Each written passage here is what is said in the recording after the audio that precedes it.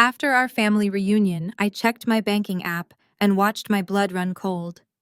A holding account with $250,000 had been completely drained. My brother-in-law took a sip of his bourbon and snorted, telling me they simply needed the cash more than I did. Trembling with pure adrenaline, I reached for my bag and whispered that he would not mind what was coming next. As their laughter echoed through the foyer, a deafening bang shook the floorboards, and the heavy oak front doors violently flew open. My name is Kendra, and I am 33 years old. I built a highly lucrative federal cybersecurity firm from the ground up right here in Atlanta, completely on my own. But to my family, I was always just the single, childless disappointment who played with computers. If you are watching this and know what it feels like to be the scapegoat in your own family while they worship someone who actively destroys them, let me know where you are watching from in the comments. Hit that like button and subscribe to see exactly how I dismantled their fake empire piece by piece.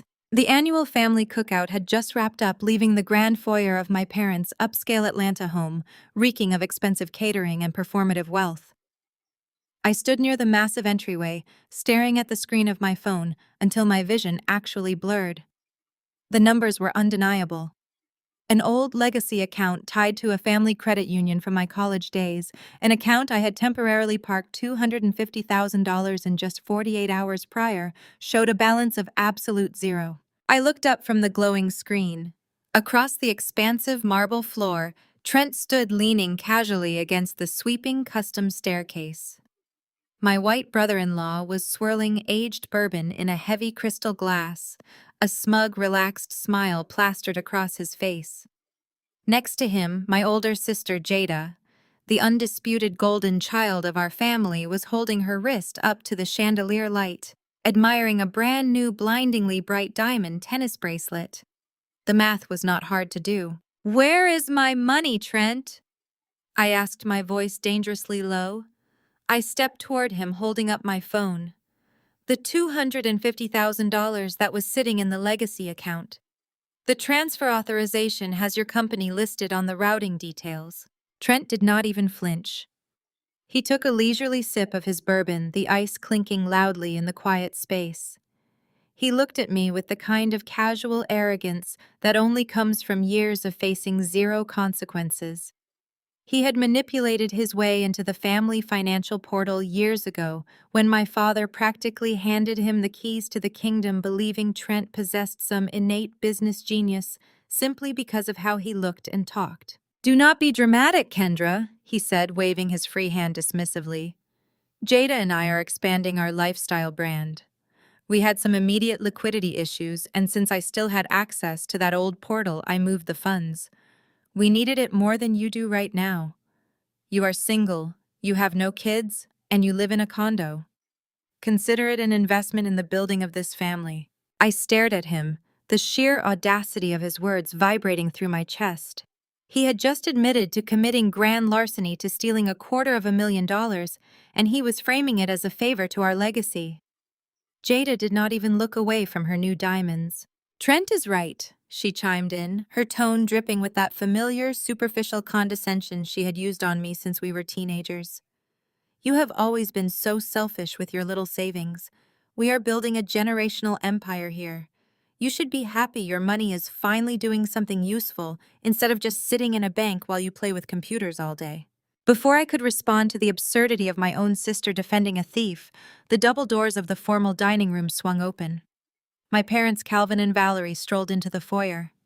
They were the absolute picture of Atlanta high society, dressed impeccably, obsessed with their status at their megachurch and the local country club. "What is all this shouting about?" Valerie demanded, her heels clicking sharply against the marble. She immediately moved to stand beside Jada, instinctively creating a physical barrier between her golden child and me. "Trent just drained my account, Mom," I said, forcing myself to maintain eye contact with her. "He stole $250,000 from a holding account and transferred it to his own business. I am calling the police right now." Valerie's face hardened, but not at Trent. She turned her glare entirely on me. "Kendra, stop causing a scene immediately," she scolded, her voice dropping into a harsh whisper, as if the wealthy neighbors might somehow hear through the brick walls. "You are being completely hysterical." Trent is a brilliant businessman. If he moved those funds, he had a good reason for it. Your sister is building an empire with her husband. You should be proud to support them instead of hoarding your little savings and threatening your own family with the authorities. I shifted my gaze to my father, hoping that Calvin, a man who prided himself on logic and numbers, would see the absolute insanity of this situation. Surely he would not stand for someone stealing $250,000 from his own flesh and blood. But Calvin just adjusted his expensive watch and sighed heavily, looking at me like I was a rebellious child rather than a 33-year-old CEO. Your mother is right, Kendra, he said, crossing his arms over his chest. Trent knows exactly what he is doing. He has a real pedigree in the business world. You have always been jealous of what he and Jada share. Do not ruin this weekend with your bitterness. The money will stay where it is. We handle our affairs internally, and you are not calling anyone. The absolute betrayal washed over me cold and complete. My own parents were standing in their multi-million-dollar home actively protecting a white man who had just robbed their black daughter blind simply because he drove a nice car and fit the aesthetic of success they so desperately craved to be associated with. They looked at my single status and my quiet, fiercely protected private life as failures completely blind to the reality of who I actually was. I did not scream. I did not cry. Years of being the family scapegoat had burned away my capacity for tears a long time ago. Instead, I reached down and slowly, deliberately zipped up my designer bag. The adrenaline was hitting my bloodstream so hard that my hands began to tremble. I let them tremble. I wanted Trent to think I was shaking out of fear and absolute helplessness. I looked Trent dead in the eye. The smug smile on his face was wide and victorious, secure in the knowledge that my parents would always shield him from any real-world consequences. Then you will not mind what is coming next, I whispered, my voice completely steady, despite my shaking hands. Trent threw his head back and laughed. It was a loud booming sound that echoed mockingly off the high ceilings of the foyer. You are pathetic, Kendra, he snorted, taking another sip of his bourbon. A bitter, lonely woman making empty threats because she cannot handle her sister being better than her. Go back to your sad little condo. You are totally out of your league here. His laughter was still hanging in the air when the noise hit. It was a deafening, concussive bang that literally shook the floorboards beneath our feet. Valerie shrieked in terror and dropped her clutch. Calvin stumbled backward against the stair rail, his eyes wide with sudden shock. Before Trent could even lower his glass, the heavy custom oak front doors were violently breached, splintering inward with explosive force. Intense red and blue lights immediately flooded through the entryway windows, casting chaotic, urgent shadows across the polished marble floor. Trent Blackwood. A voice roared over a megaphone from the driveway, cutting through the sudden panic. A dozen heavily armed federal marshals in dark tactical gear stormed into the grand foyer, their heavy boots pounding against the pristine floors. They fanned out instantly, weapons drawn, shouting commands that completely drowned out my mother's hysterical screaming. They bypassed my parents, completely swarming the golden son-in-law, as his crystal glass slipped from his fingers and shattered into 100 pieces on the ground. Two marshals grabbed Trent by the shoulders and slammed him face first onto the pristine marble floor. The crystal glass shattered, sending expensive bourbon and jagged shards flying across the foyer. My mother screamed a piercing sound of absolute horror, while my father froze, completely paralyzed by the sight of federal badges invading his personal sanctuary. Trent struggled against the heavy hands pressing his cheek into the cold stone. He thrashed wildly, his expensive suit jacket riding up to his shoulders. He locked eyes with me from the floor. His arrogant smirk was completely gone, replaced by the panicked realization of a cornered animal. His face turned an ugly shade of crimson as he bared his teeth. You planned this since the reunion, didn't you? He screamed, his voice cracking under the pressure of a marshal's knee. You set me up, you bitter witch. The heavy metallic click of handcuffs snapping around his wrists echoed through the high ceilings. I did not blink. I just stared down at him, letting the memory of exactly 48 hours ago wash over me. 48 hours earlier, the thick humidity of an Atlanta summer hung heavily over my parents' sprawling backyard. The air was thick with the scent of hickory smoke and expensive cigars. The annual family cookout was in full swing, a carefully orchestrated performance designed to showcase my parents' wealth to a curated audience of judgmental aunts, uncles, and fellow country club members. I was standing near the patio doors wiping sweat from my forehead when Trent pulled his brand new matte black Mercedes SUV onto the freshly paved driveway. The entire family gravitated toward him like moths to a flame. My father actually clapped his hands together, grinning from ear to ear as Trent stepped out of the driver's seat, wearing a crisp linen shirt and a designer watch. My mother immediately linked her arm through his, parading her white son-in-law around the manicured lawn as if he had just cured a major disease. She loudly praised his brilliant mind to anyone who would listen, making sure the older relatives knew exactly how much the vehicle cost. "Do not just stand there staring, Kendra," my mother snapped, walking past me with a tray of empty cocktail glasses. "Make yourself useful. The caterers are backed up. Grab the foil pans from the kitchen and start serving the ribs to the guests at the poolside cabana." I did not argue. I never did at these events. I simply walked into the kitchen, grabbed the heavy grease-stained aluminum pans, and carried them out into the sweltering heat. I navigated through the crowd of relatives serving plates like hired help at my own family reunion. I approached the shaded poolside cabana where my older sister Jada was lounging on a cushioned daybed. She was fanning herself with a glossy magazine dripping in designer resort wear that she made sure prominently displayed the logos. She was surrounded by our younger cousins holding court and soaking in their admiration. I set a plate of food on the small table next to her. Jada looked me up and down, her lips curling into a condescending smirk. "You missed a spot of grease on your shirt, Kendra," she noted loudly, ensuring the cousins heard her.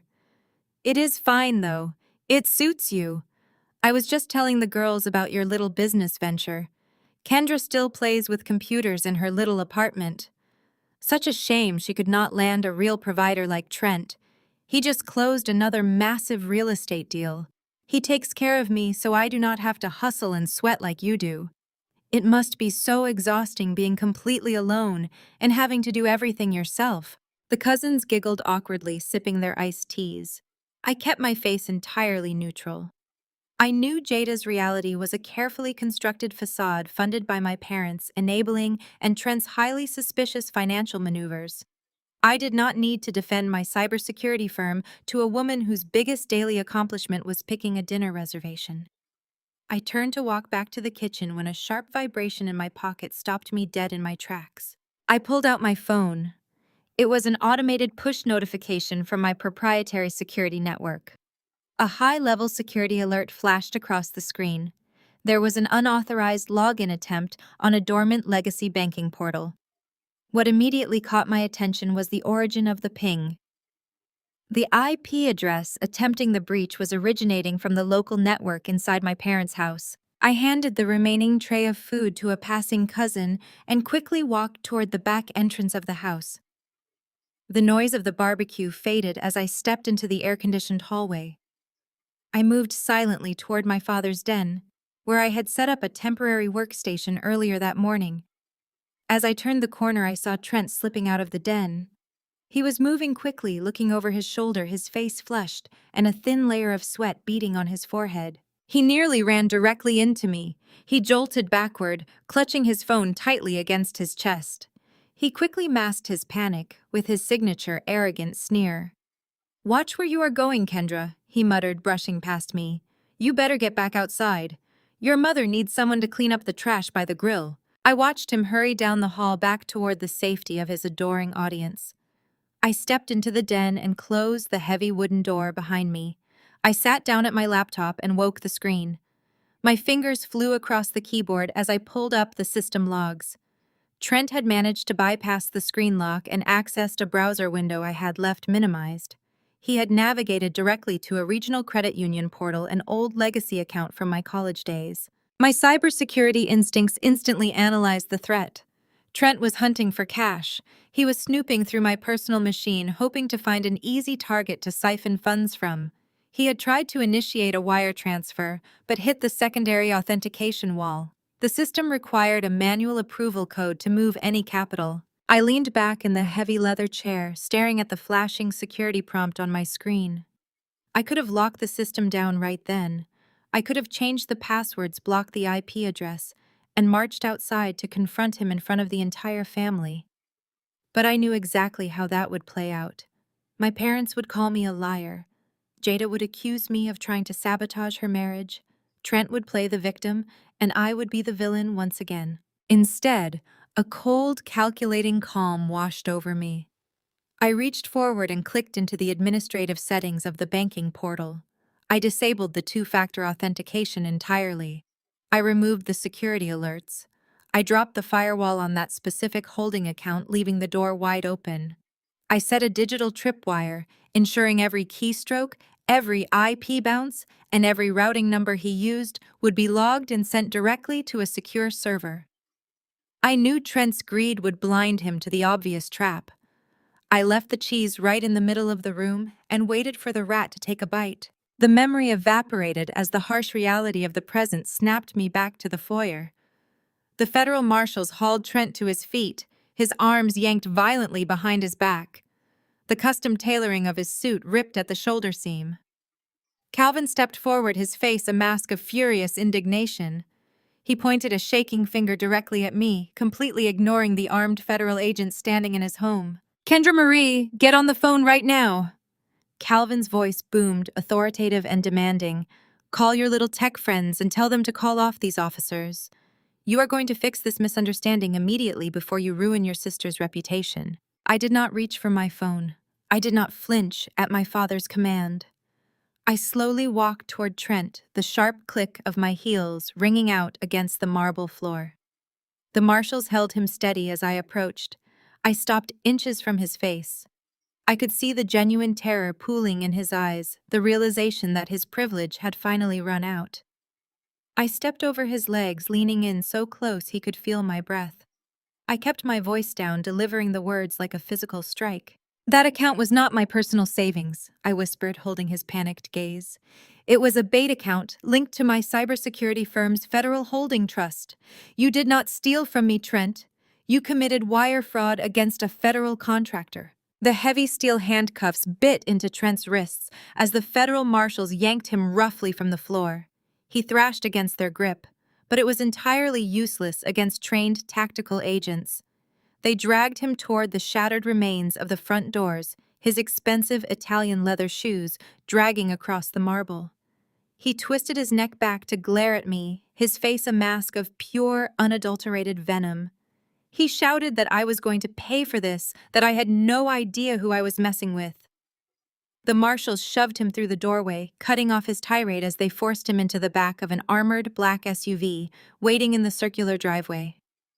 The flashing red and blue lights illuminated the pristine manicured lawn, making the whole scene look like something out of a crime thriller. The moment the heavy vehicle doors slammed shut, my mother unleashed a sound that was half shriek and half growl. Valerie spun around to face me, her perfectly coiffed hair trembling with her rage. She did not ask if I was okay. She did not ask why her son-in-law had stolen $250,000. Instead, she marched right up to me, pointing a manicured finger directly at my face. "You planned this just to destroy your sister," she spat, her voice echoing in the ruined foyer. "You set a trap because you are consumed by pure jealousy, Kendra. You could not stand seeing Jada happy and successful, so you orchestrated this entire circus to tear down her marriage." I stared at her, letting the absolute delusion of her words wash over me. She was standing in the wreckage of her front doors, actively defending a man who had committed federal wire fraud, and she was blaming the victim. Before I could even formulate a response to that level of insanity, my father stepped forward. Calvin adjusted his jacket, pulling himself up to his full height, trying to reclaim the patriarchal authority that had just been completely shattered by federal agents. "Kendra, this stops right now," Calvin commanded, using the exact same tone he used to reprimand me when I was a teenager. "You are going to call whoever you need to call down at that agency, and you are going to drop these ridiculous charges. Then you will immediately refund the money to Trent's business account. Do you have any idea what this will do to our reputation at the church?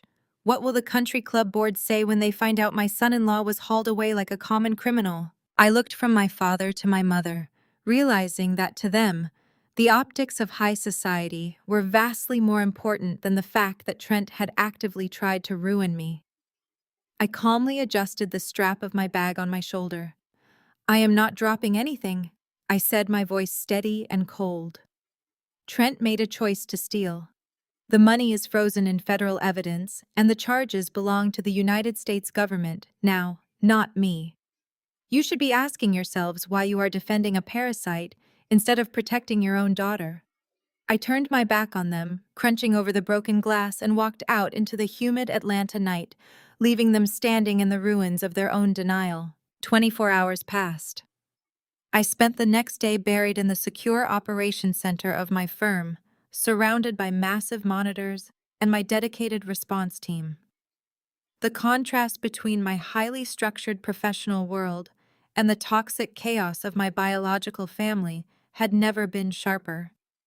I kept my phone on silent, ignoring the dozens of missed calls from Jada and my parents. I knew exactly what they wanted. They wanted capitulation. They wanted me to fall back into my designated role as the family scapegoat and absorb the impact of Trent's crimes. I refused. It was nearly 9 o'clock at night by the time I finally wrapped up my security audits and headed down to the executive parking garage beneath my office building. The concrete structure was dimly lit and completely deserted, echoing hollowly with the sound of my heels. I was scrolling through an encrypted email on my phone as I approached my car when a sudden movement in my peripheral vision made my heart slam against my ribs. Trent stepped out from behind a concrete pillar, physically blocking my path to my driver's side door. He looked nothing like the polished, arrogant golden boy from the foyer. His tailored suit was deeply wrinkled, smelling faintly of stale sweat and holding Cell antiseptic.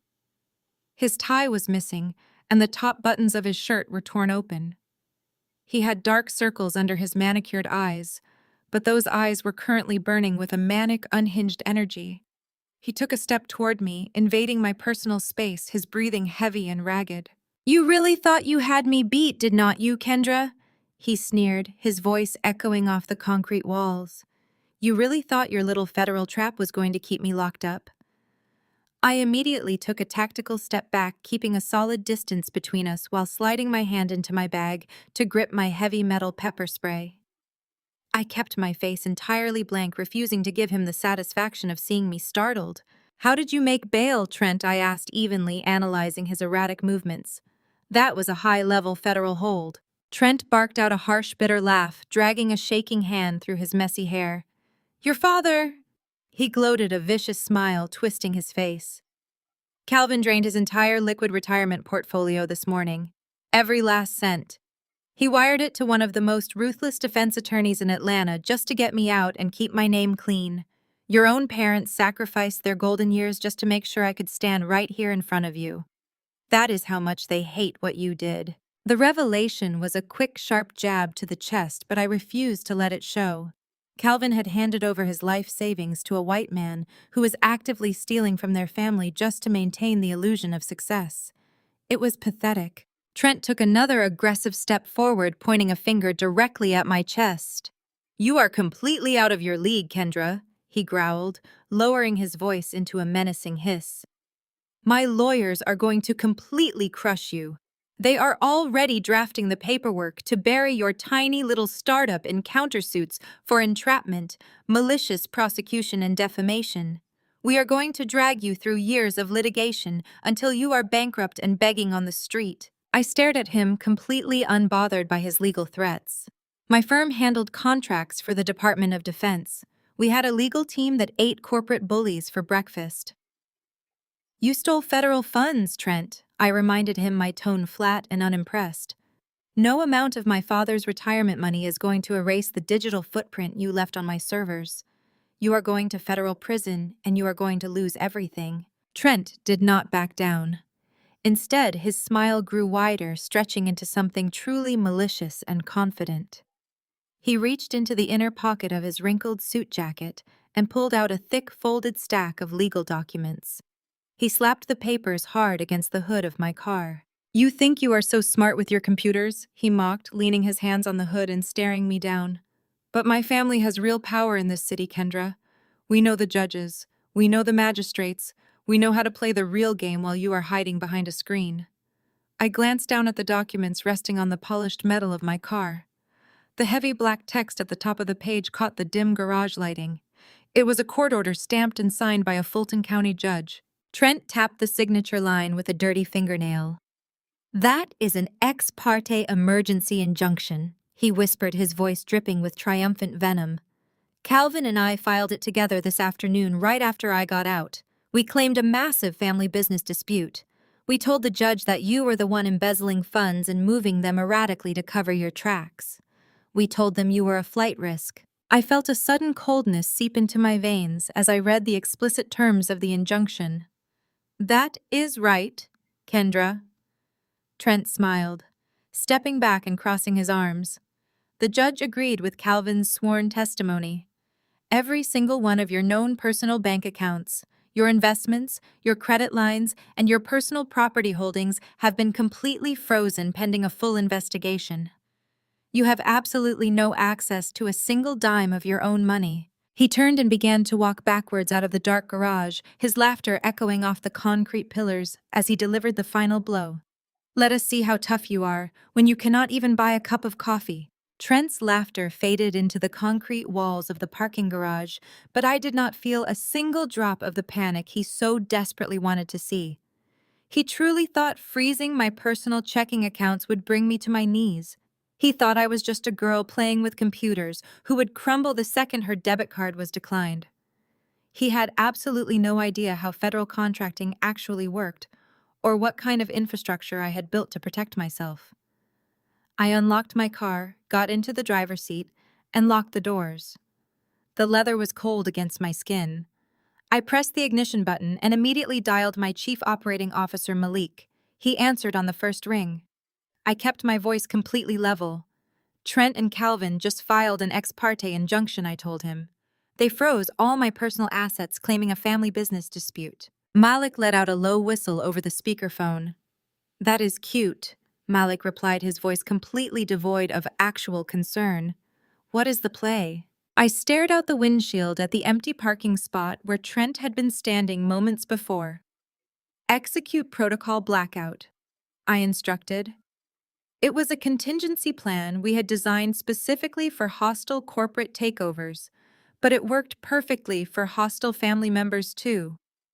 Protocol blackout meant shifting every single operational asset, every holding trust, and every line of credit into untouchable federal blind trusts. A local Fulton County judge could freeze my personal grocery money all day long based on Calvin's lies, but they had absolutely zero jurisdiction over federal defense contractor accounts. By the time Trent and his overpriced lawyers tried to pierce our corporate veil, they would hit a solid wall of encrypted federal mandates. "Do it right now," I told Malik. "Leave them nothing but the lint in my personal checking account. Make sure payroll operations and our server farms are fully isolated."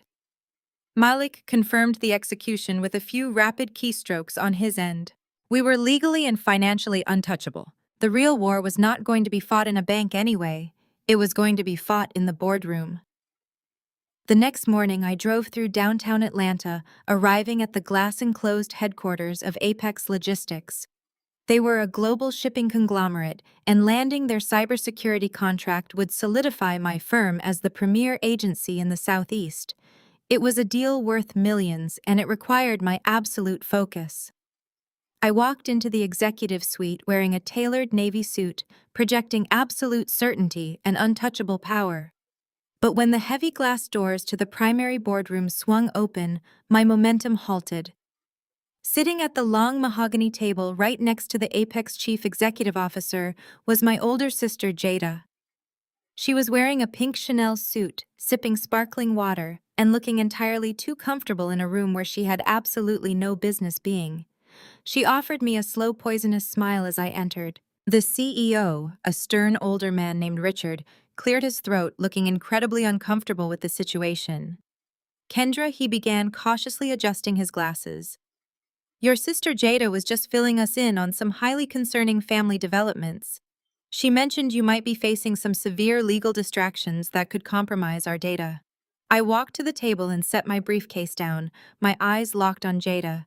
She simply could not resist twisting the knife. I just care about you so much, Kendra. Jada said, her voice dripping with fake sisterly concern that made my stomach turn. When Mom and Dad told me about the federal marshals raiding the house and how your accounts were entirely frozen for embezzlement, I just knew I had to warn Richard. After all, our parents have played golf with Richard for 20 years. We could not let his company get tied up in your federal fraud investigation. It is just such a massive shame you got caught up in this kind of criminal mess. Jada had taken Trent's very real crimes and completely projected them onto me. She had weaponized our parents' country club connections to poison my most important client right before the final signature. She thought she had outsmarted me. She thought she had won. I did not raise my voice. I did not yell or defend myself against her ridiculous and deeply offensive accusations. Instead, I opened my briefcase and pulled out a biometric secured tablet. I pressed my thumb to the scanner, unlocking the encrypted drive, and slid the device across the polished mahogany table directly to Richard. I am sure Jada believes she is being helpful, Richard, I said smoothly, taking my seat and folding my hands. But country club gossip is rarely accurate, and it is never legally binding.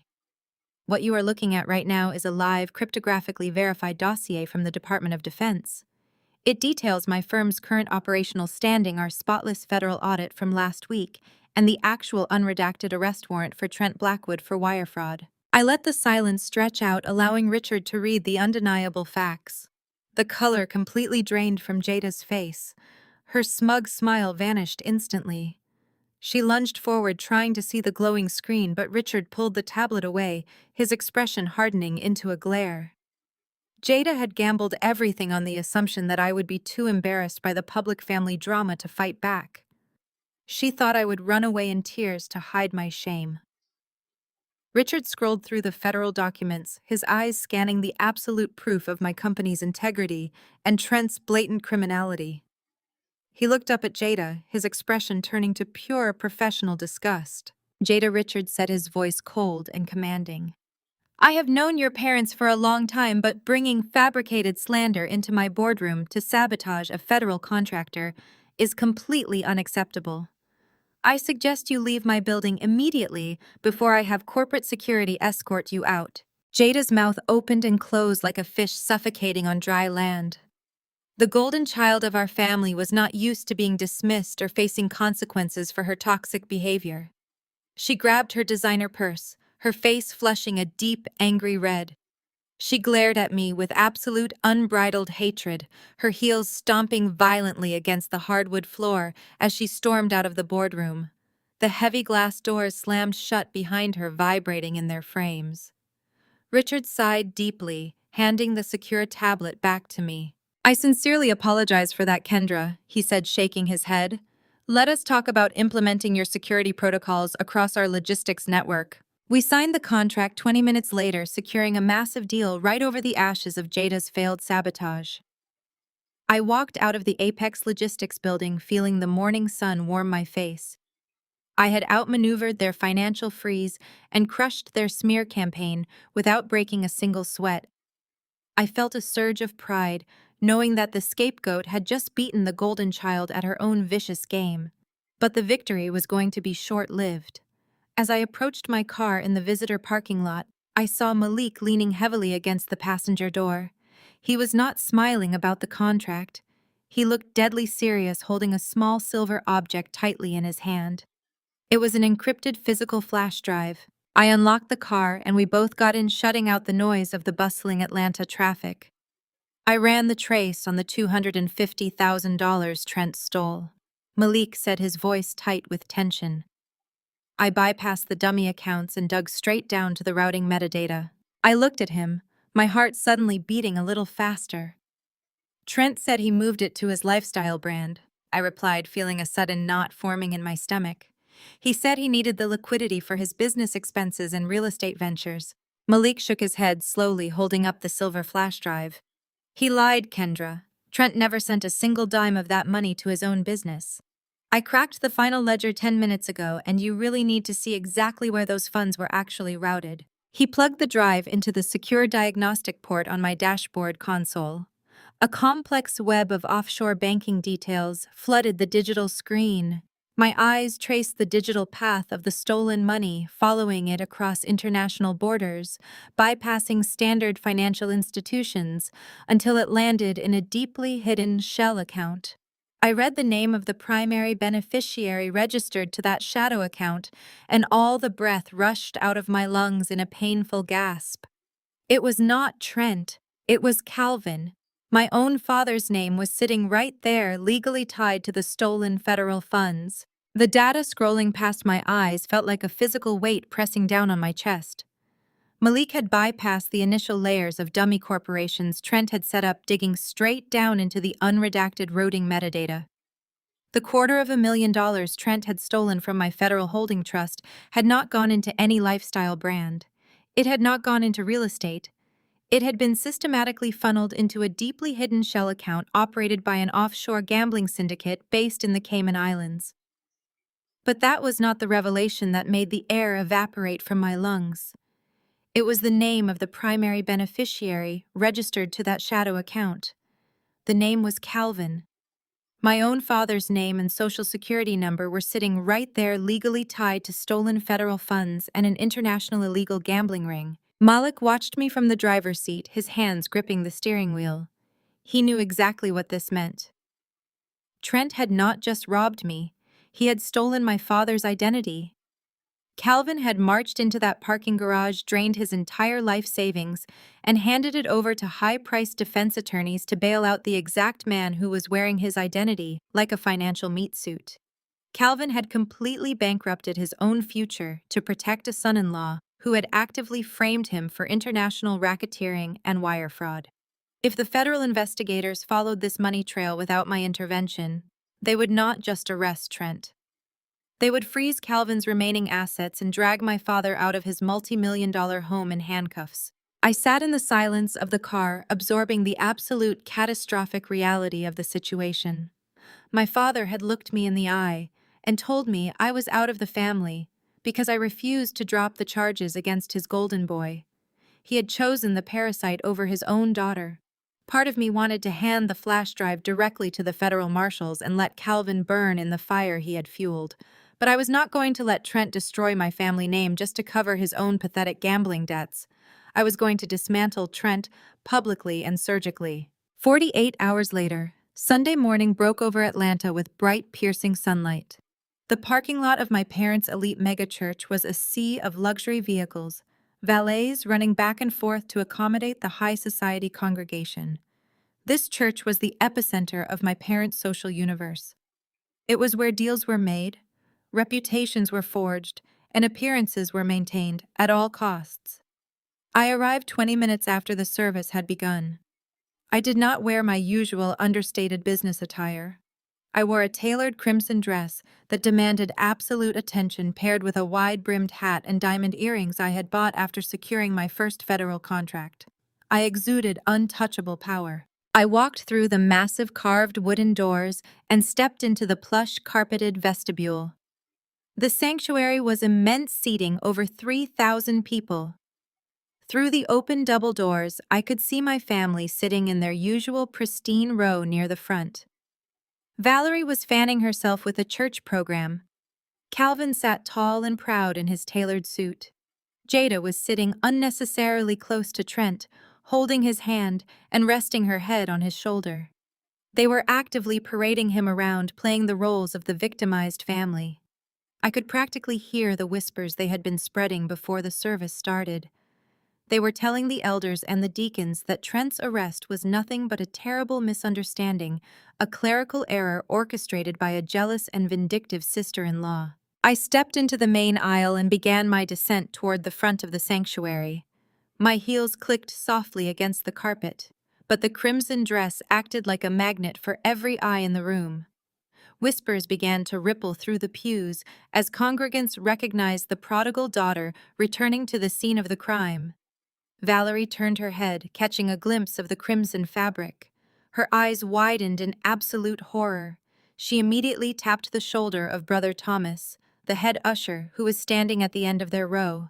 She frantically gestured in my direction, her face a mask of panicked desperation. Brother Thomas, a tall, imposing man, stepped directly into the center of the aisle, physically blocking my path. He offered a strained, apologetic smile. "Sister Kendra," he whispered, leaning in close so the surrounding congregants could not hear. "Your mother requested that you find seating in the balcony today. She feels it would be best for the family's peace of mind given the recent tensions." I did not stop walking until I was inches from him. I did not raise my voice. I smiled warmly, placing a gentle hand on his suited arm. "I am here to worship Thomas," I replied, my tone leaving absolutely no room for negotiation. "Are you going to physically deny a congregant from taking a seat in the house of the Lord while the entire congregation watches?" Thomas swallowed hard, his eyes darting nervously to the hundreds of people already staring at us. He stepped aside, lowering his head. I continued my walk, gliding past the usher and stepping into the empty row directly behind my family. I took my seat right behind Trent. I could instantly smell the nervous sweat radiating off his neck. Jada stiffened her spine, completely rigid. Valerie refused to turn around, but her shoulders were practically touching her ears in stress. Up on the massive illuminated stage, Pastor Miller stepped up to the acrylic podium. He was a charismatic man who had led the church for 15 years. He signaled for the choir to lower the music, shifting the service into the morning announcements. "Before we continue with today's sermon, I want to share a true blessing with this congregation," Pastor Miller announced, his voice booming through the state-of-the-art sound system. "As you all know, we have been struggling to secure the final funding for the new community youth center. We were facing severe delays, and we needed a miracle. This week, that miracle arrived." The congregation murmured with polite excitement. Valerie actually smiled, leaning forward in her seat, always eager to be associated with church triumphs. "We received an anonymous donation," Pastor Miller continued, a warm smile spreading across his face. "A donation large enough to completely fund the youth center's construction and guarantee its operation for the next 10 years. The donor asked to remain anonymous, but as the shepherd of this flock, I simply could not let such extraordinary generosity go unacknowledged. I spoke with her this morning, and she graciously agreed to let us thank her publicly." Jada leaned over to Trent, whispering something about how it was probably one of their wealthy country club friends.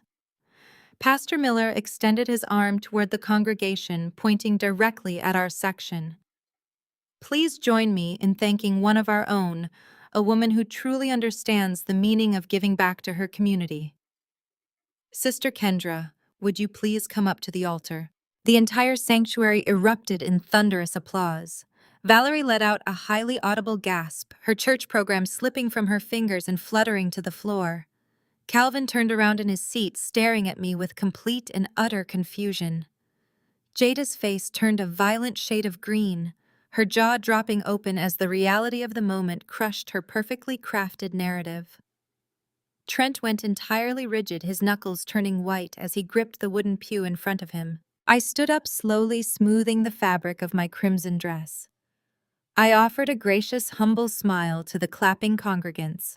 I stepped out of the row, leaving my stunned family suffocating in their own disbelief.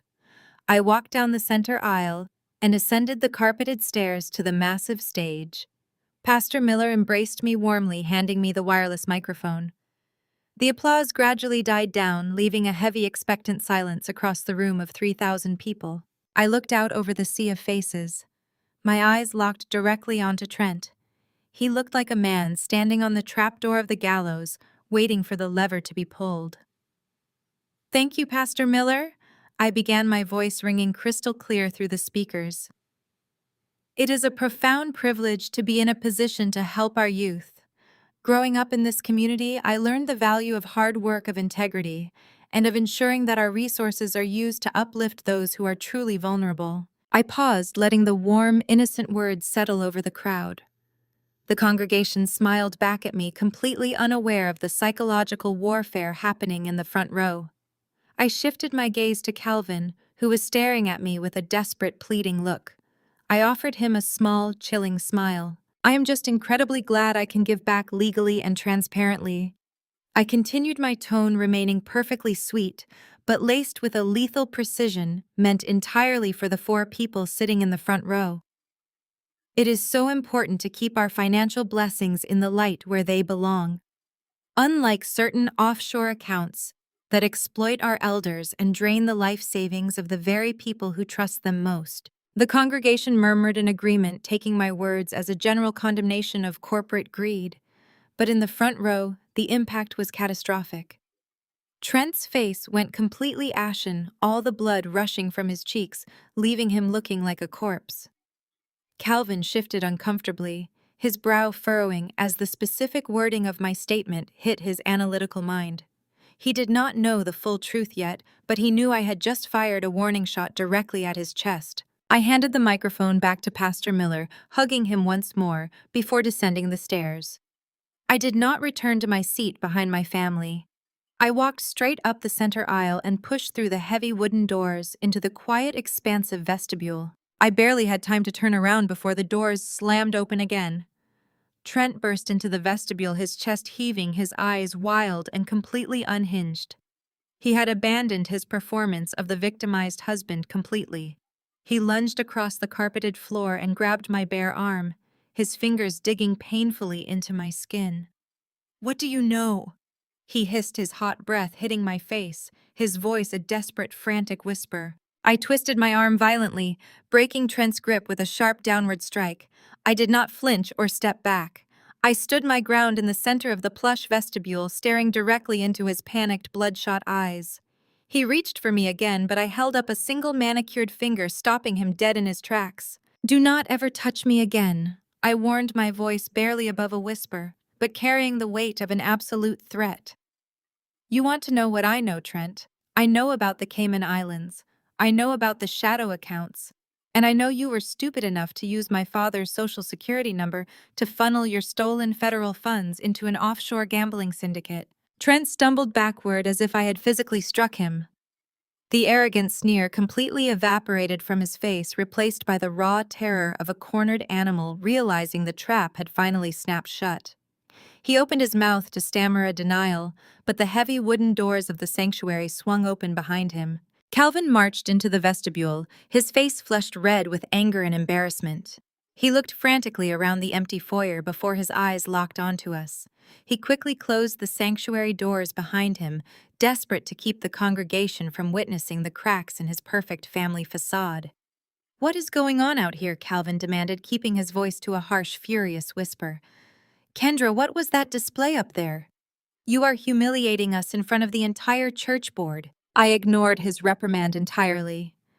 I reached into my clutch and pulled out a folded stack of heavily encrypted financial printouts Malik had generated for me. I stepped forward and shoved the papers directly against Calvin's chest, forcing him to take them. "Look at them," I commanded, watching my father fumble with the documents. "Look at the routing numbers, Calvin. Look at the primary beneficiary. Your son-in-law did not just steal from my federal contracting firm. He is running an international money laundering operation to cover his gambling debts, and he used your identity to do it. You are legally implicated in federal wire fraud." Calvin stared at the papers. His hands began to tremble. He did not look surprised or confused by the offshore accounts. He looked defeated. He looked like a man who had been carrying a suffocating weight and had finally collapsed underneath it. He slowly raised his eyes, looking past me to Trent. Trent did not cower. In fact, a dark, twisted smirk slowly returned to his face. He straightened his wrinkled suit jacket and looked at my father with absolute contempt. "Go ahead, Calvin," Trent taunted, his voice dripping with condescension. "Explain it to your brilliant daughter. Tell her why you are going to handle this little misunderstanding for me." I stared at my father, waiting for him to unleash his legendary wrath on the man who had just insulted him and stolen his identity. I waited for the proud, powerful patriarch to destroy the parasite standing in our church vestibule. But Calvin did nothing. His shoulders slumped. He looked around nervously, then grabbed my elbow and pulled me toward the soundproof usher's ready room just off the main foyer. Trent followed close behind, slipping into the room and locking the heavy door with a decisive click. The small room was suffocatingly quiet. Calvin leaned against a table, refusing to meet my gaze. The silence stretched out thick and poisonous until I could no longer stand it. "Why are you protecting him?" I demanded, the confusion and anger warring in my chest. "He is a criminal. He is draining your retirement to pay for high-priced defense attorneys. He is using your name as a shield against federal investigators. You built your legacy from nothing, Calvin. Why are you letting a mediocre white man steal your identity and burn your empire to the ground?" Calvin squeezed his eyes shut, a tear finally escaping and tracing a path down his weathered cheek. "Because he has me." Kendra Calvin choked out, his voice cracking under the shame. "He has had me for 5 years." The confession spilled out of him in a rushed, desperate torrent.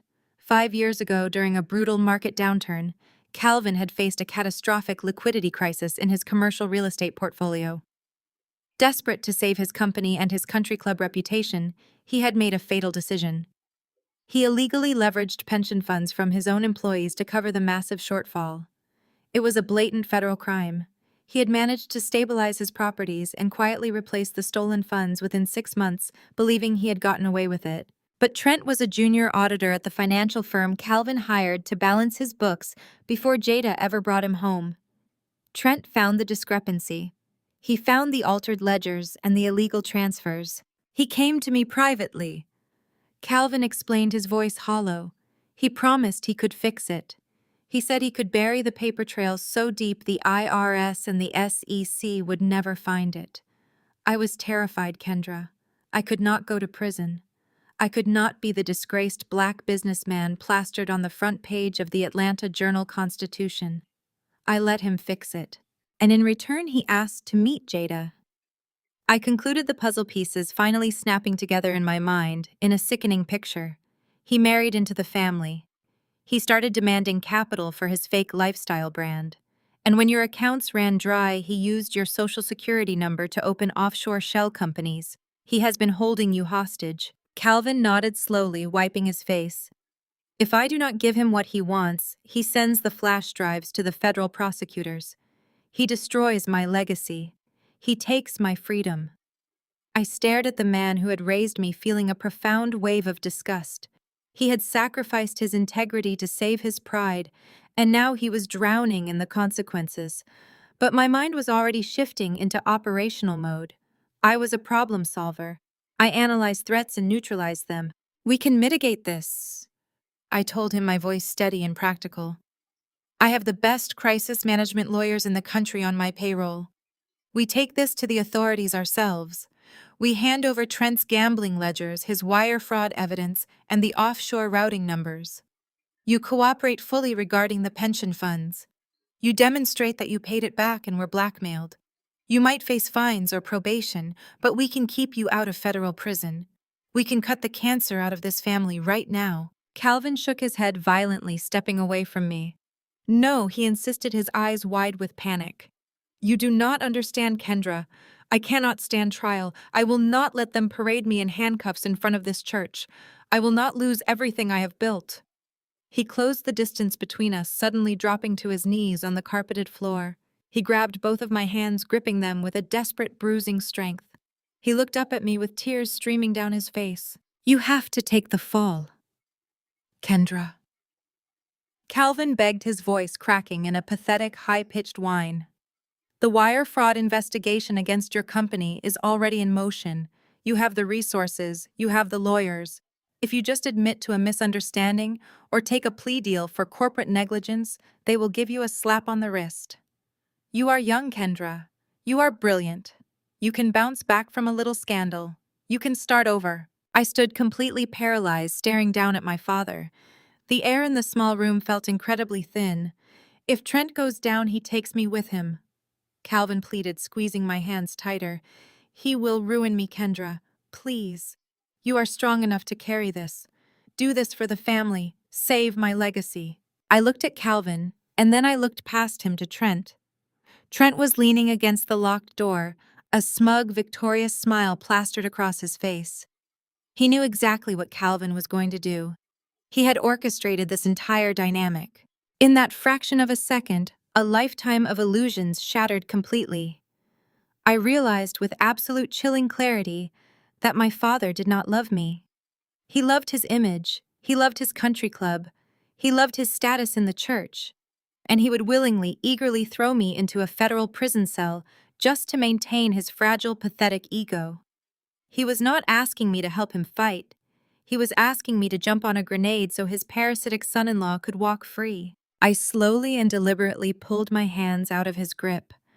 The lingering hope I had secretly harbored for my family, the desperate childhood wish that my father would one day choose me, died instantly in that soundproof room. I stood up completely straight, pulling my shoulders back and looking down at him with absolute freezing detachment. "No," I said. It was a single syllable, but it carried the weight of absolute finality. Calvin's pleading expression vanished instantly. The fatherly warmth evaporated, replaced by a mask of cold, hard fury. He slowly climbed to his feet, dusting off his tailored suit. He realized in that moment that I would never be his sacrificial lamb. I would never be the scapegoat again. "Then you are no longer my daughter," Calvin stated, his voice entirely devoid of emotion. He did not hesitate. He reached into the inner pocket of his suit jacket and pulled out a thick, legally binding document along with a heavy gold fountain pen. He slapped the paperwork onto the small wooden side table. It was a full, irrevocable power of attorney. Without breaking eye contact with me, Calvin signed his name across the bottom line, legally granting Trent total control over the entire family estate, the trusts, and the remaining liquid assets. He handed the signed document to Trent. Trent's smile grew wider as he folded the paper and slipped it into his breast pocket. He looked at me, his eyes glittering with malice. "Now I own everything," Trent whispered, his voice dripping with triumph. "And you have nothing." 3 weeks. That was exactly how long it took for Trent to start bleeding my father's empire completely dry. Armed with the irrevocable power of attorney, Calvin had foolishly handed over in that church vestibule. Trent wasted absolutely no time leveraging every single asset my father had spent 40 years building. He took out massive predatory lines of credit against the primary estate. He liquidated low-yield mutual funds and borrowed heavily against my parents' commercial properties.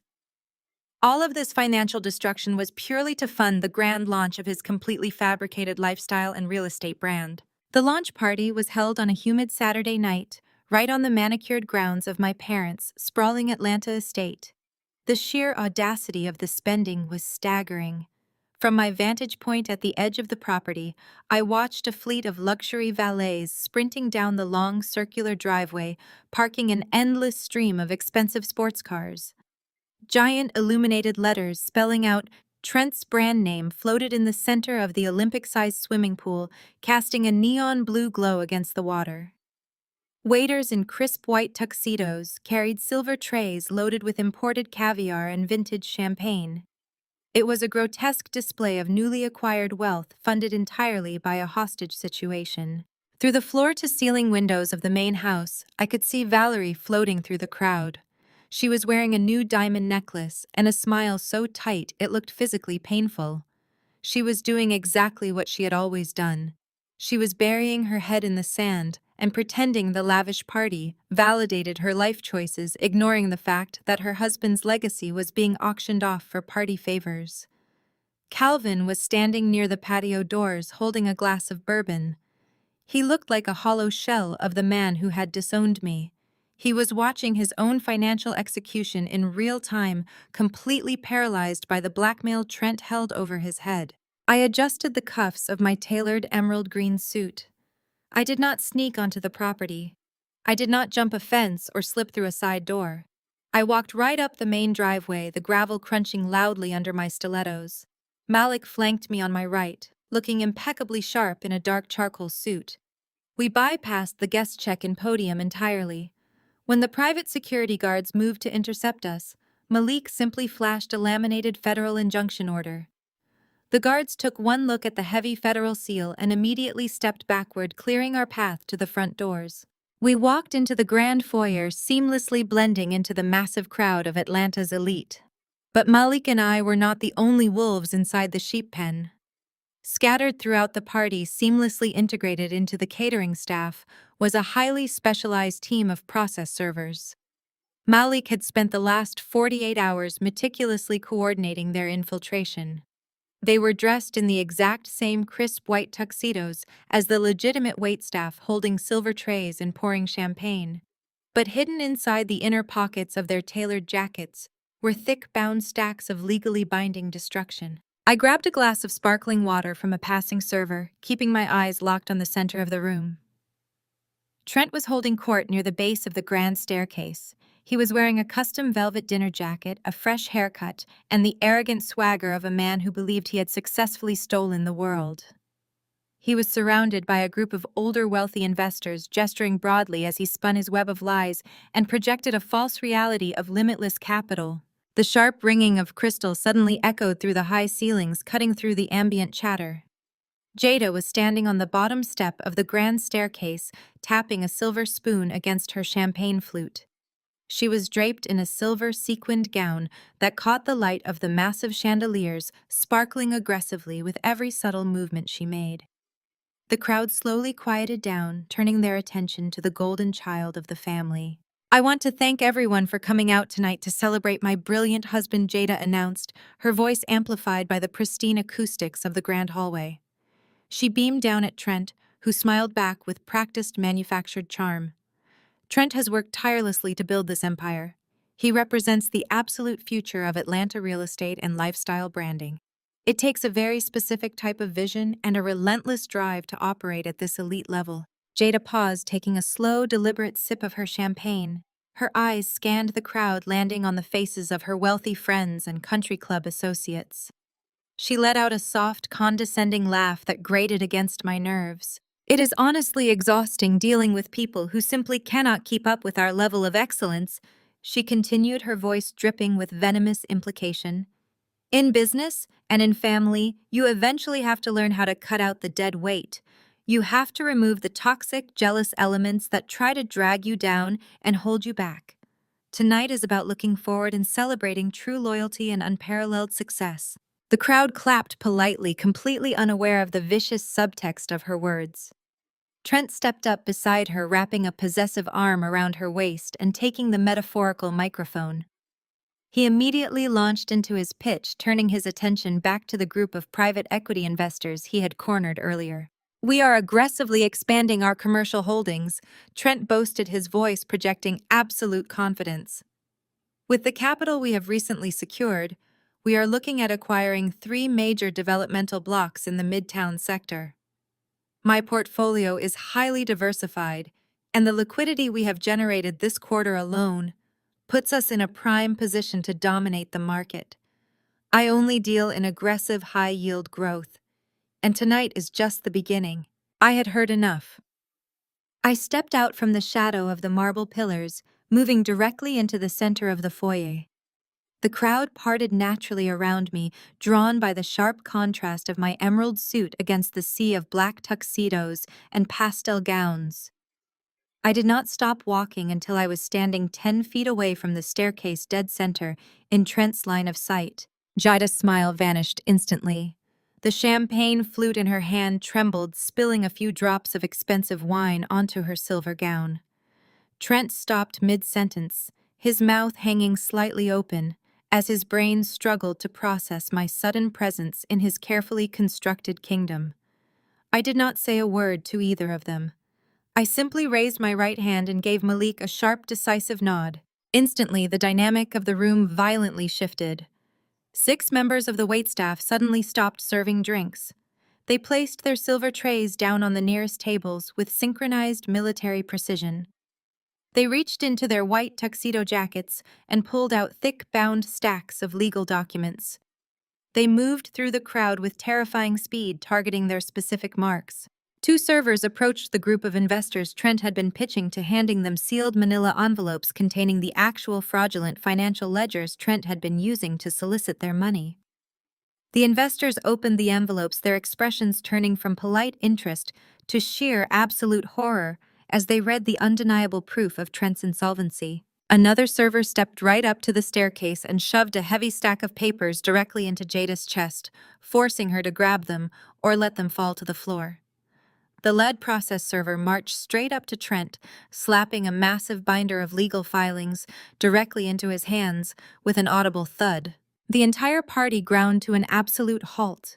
The string quartet stopped playing abruptly. The only sound in the vast room was the rustling of heavy legal paper and the nervous murmurs of the confused guests. Calvin watched from the patio doors, his posture perfectly rigid, as he witnessed the spectacular collapse of the man who was holding him hostage. Trent stared down at the documents in his hands.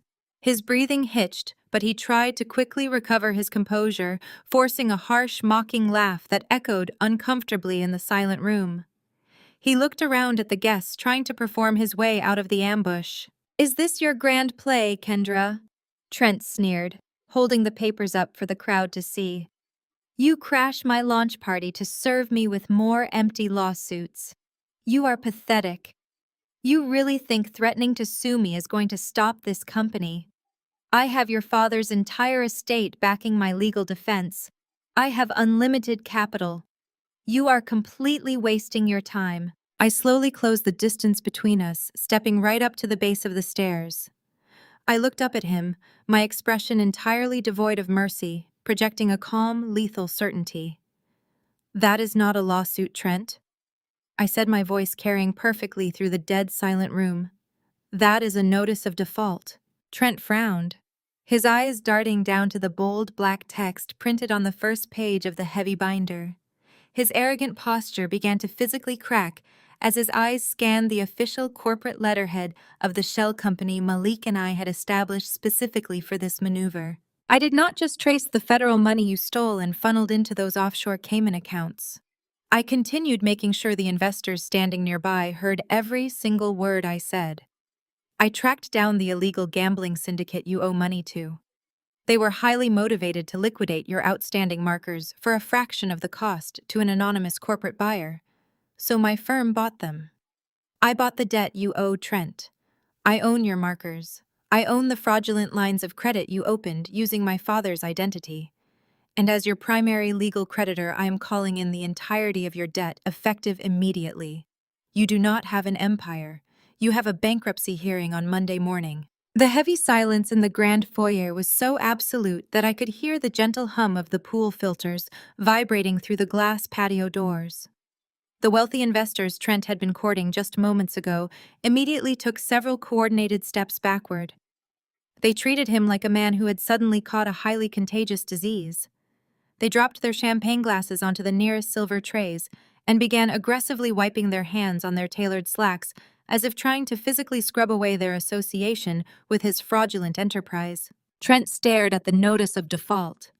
The bold black ink spelling out his complete financial ruin seemed to short-circuit his brain. His mouth opened and closed, but no sound came out. He flipped frantically through the first few pages of the heavy binder, his manicured fingers slipping against the thick legal stock. "This is a forgery!" Trent finally choked out, his voice pitching up into a desperate, frantic register. "You do not have the capital to buy this kind of commercial debt, Kendra. You run a mid-level cybersecurity firm. You are a tech contractor. You are lying. You fabricated these documents to embarrass me." I smiled. It was a cold, predatory expression that made Trent physically flinch. "I run a Tier 1 federal cybersecurity firm," I corrected him, my tone conversational, but laced with absolute authority. "And 6 months ago, my board of directors voted unanimously to acquire a boutique private equity division. We needed a financial arm to manage our highly leveraged corporate acquisitions. We quietly purchased a subsidiary firm based out of Delaware. The exact same shadow firm you crawled to when every legitimate bank in Atlanta laughed at your loan applications." Trent went completely rigid. The color drained from his face, leaving his skin a sickly, translucent gray. He knew exactly which loans I was talking about. "When you realized your fake lifestyle brand was bleeding cash, you panicked," I explained, taking a slow, deliberate step toward him. "You had to maintain the illusion. You had to keep leasing the custom cars, buying the imported caviar, and throwing lavish parties to convince people you were a visionary. So you took out predatory high-interest bailout loans from a faceless shadow lender. You were so desperate for cash to fund this pathetic masquerade that you did not even bother to have competent legal counsel read the fine print or trace the corporate ownership of the subsidiary. Calvin let out a choked, agonizing gasp from across the room. He had finally put the pieces together. He realized that the power of attorney he had signed in the church vestibule had been the final nail in his own coffin. "You handed over the keys to the kingdom, Calvin," I said, not taking my eyes off Trent. "And Trent immediately drove your legacy straight off a cliff. He used your irrevocable power of attorney to put this very estate up as collateral for his toxic loans. He leveraged your remaining commercial properties to guarantee his offshore debts. He essentially handed your entire net worth over to my private equity division on a silver platter." Trent began to shake. His breath came in short, ragged gasps. The polished, arrogant white man who had spent years mocking my intelligence, belittling my business, and treating me like a second-class citizen in my own family was currently disintegrating in front of the entire Atlanta elite. "I own your debt, Trent," I stated, my voice echoing off the marble floors, hitting him with the force of a physical blow. "I own the mortgage on this family house because you used Dad's power of attorney to borrow against it. I own the cars you drive. I own the clothes on your back. I own the patents to your fake company. I did not have to hack your accounts or plant evidence. I let you hang yourself with your own arrogance." The sheer magnitude of his failure finally shattered his ego completely. The realization that he had been systematically dismantled by a black woman he viewed with absolute contempt broke his mind. He did not see a brilliant strategist standing in front of him. He saw the ultimate humiliation. "You?" Trent screamed, his face contorting into a mask of pure, unadulterated rage. "You think you can do this to me? I will kill you!" He dropped the heavy binder, letting it slam against the marble floor. He lunged forward, launching his entire body weight directly at me. His hands curled into tight fists, his eyes wide and bloodshot with violent intent. I did not even blink. I did not step back. I knew exactly who was standing beside me. Before Trent could cross even half the distance between us, Malik moved. He was a blur of dark fabric and kinetic energy. Malik stepped smoothly in front of me, intercepting Trent's chaotic charge with brutal, terrifying efficiency. He grabbed Trent by the lapels of his custom velvet dinner jacket, using Trent's own forward momentum against him. Malik pivoted his hips, sweeping Trent's legs out from under him and driving him violently backward. Trent flew through the air and crashed directly into the massive centerpiece catering table. The impact was deafening. The heavy wooden table collapsed under his weight, sending a spectacular cascade of crystal champagne flutes, silver platters, and imported caviar raining down on top of him.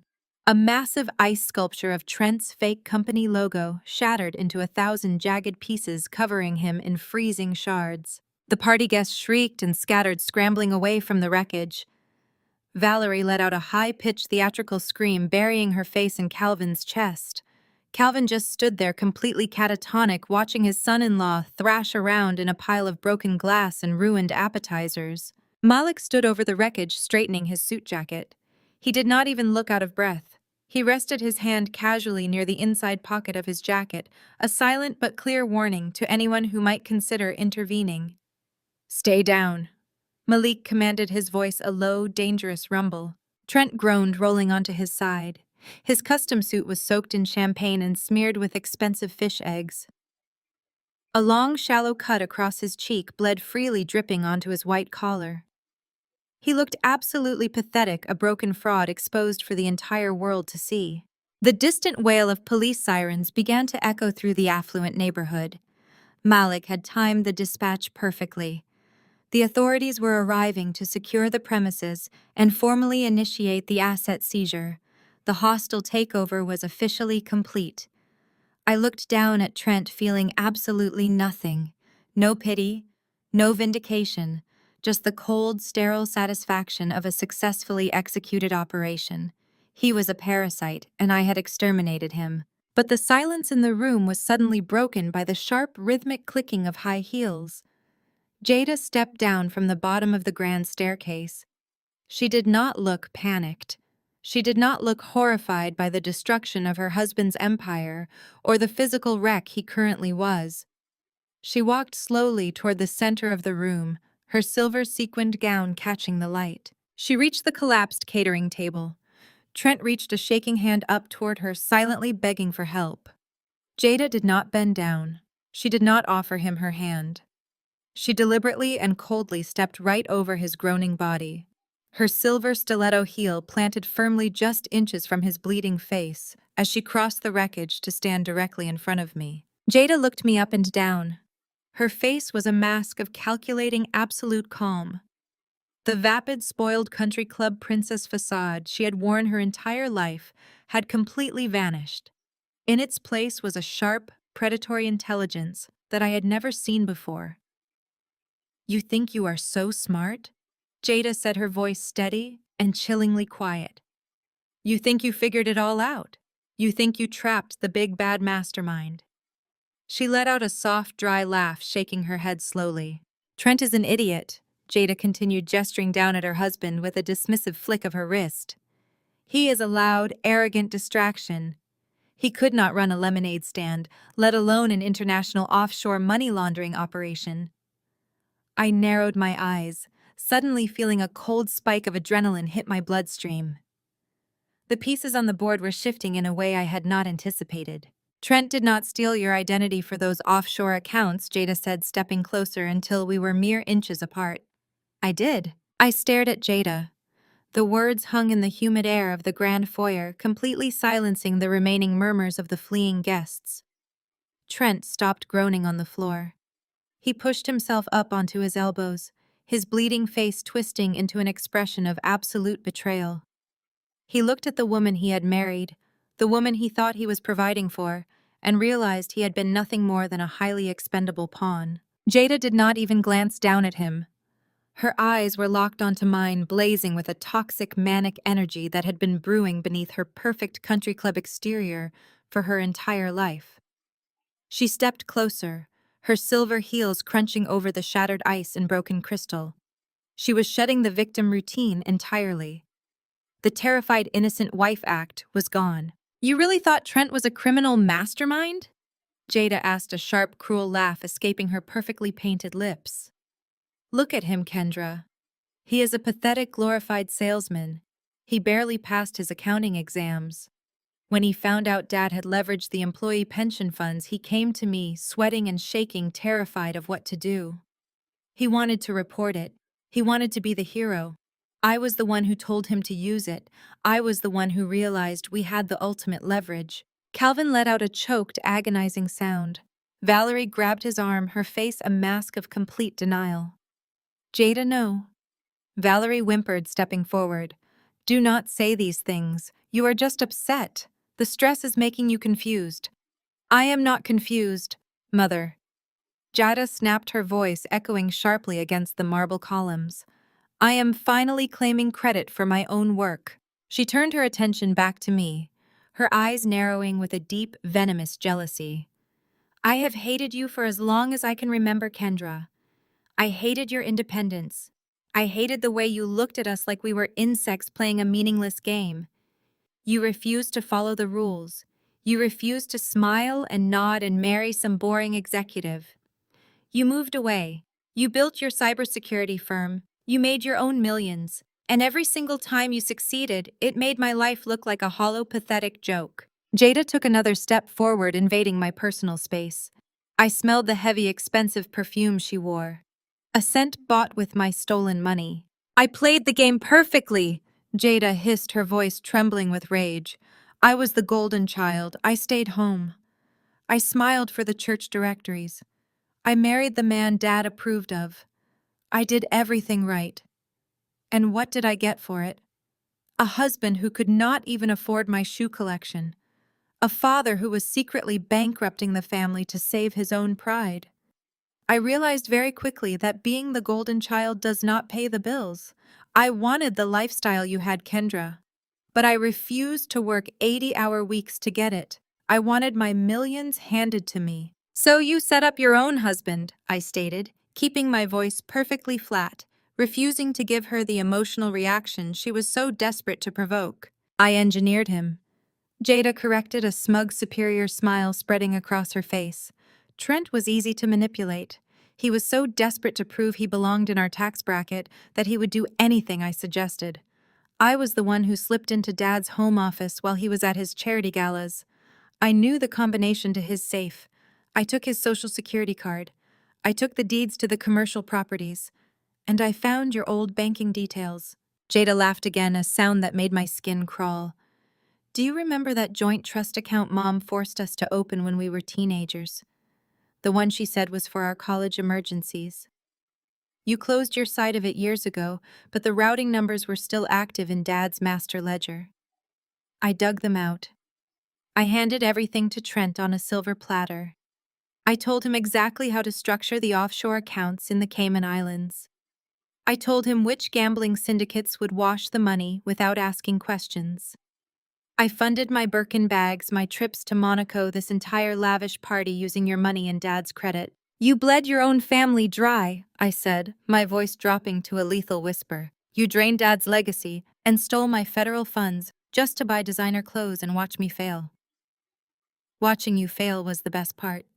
Jada admitted, her eyes gleaming with a sick, twisted satisfaction. I wanted to see you lose everything. I wanted to see the brilliant, untouchable Kendra Wilson dragged through federal court. I wanted you to crawl back to this house completely ruined, so I could finally look down on you. Trent let out a furious scream from the floor. He lunged upward, grabbing the hem of Jada's silver gown. You set me up! He roared, blood and champagne dripping from his chin. You told me the shadow lender was a private associate of your father's. You told me the loans were safe. Jada casually kicked her heel backward, striking Trent in the shoulder and forcing him back down into the debris. You were stupid enough to believe me, she sneered. You signed all the paperwork, Trent. Your name is on the predatory loans. Your signature is on the offshore transfers.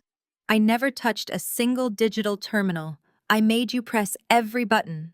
She turned back to me, her posture radiating absolute invincibility. She threw her shoulders back, bathing in her own hubris. You see, Kendra, you cannot touch me. Jada gloated, her voice dripping with arrogant certainty. You can ruin Trent. You can send him to federal prison. He deserves it for being so incredibly stupid. But you have absolutely nothing on me. There is no digital fingerprint linking me to those accounts. I am legally insulated.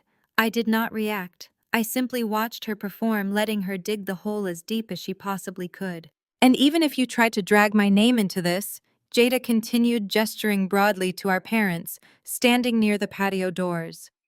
Who is going to believe you? I am the golden child, Kendra. Mom and Dad will cover for me. They will perjure themselves on a federal stand to protect me. They will say you fabricated the entire digital trail because you have always been jealous of me. They will tell the judge that you are a vindictive, estranged sister trying to frame me to cover up your own corporate negligence. Valerie sobbed loudly, burying her face in her hands.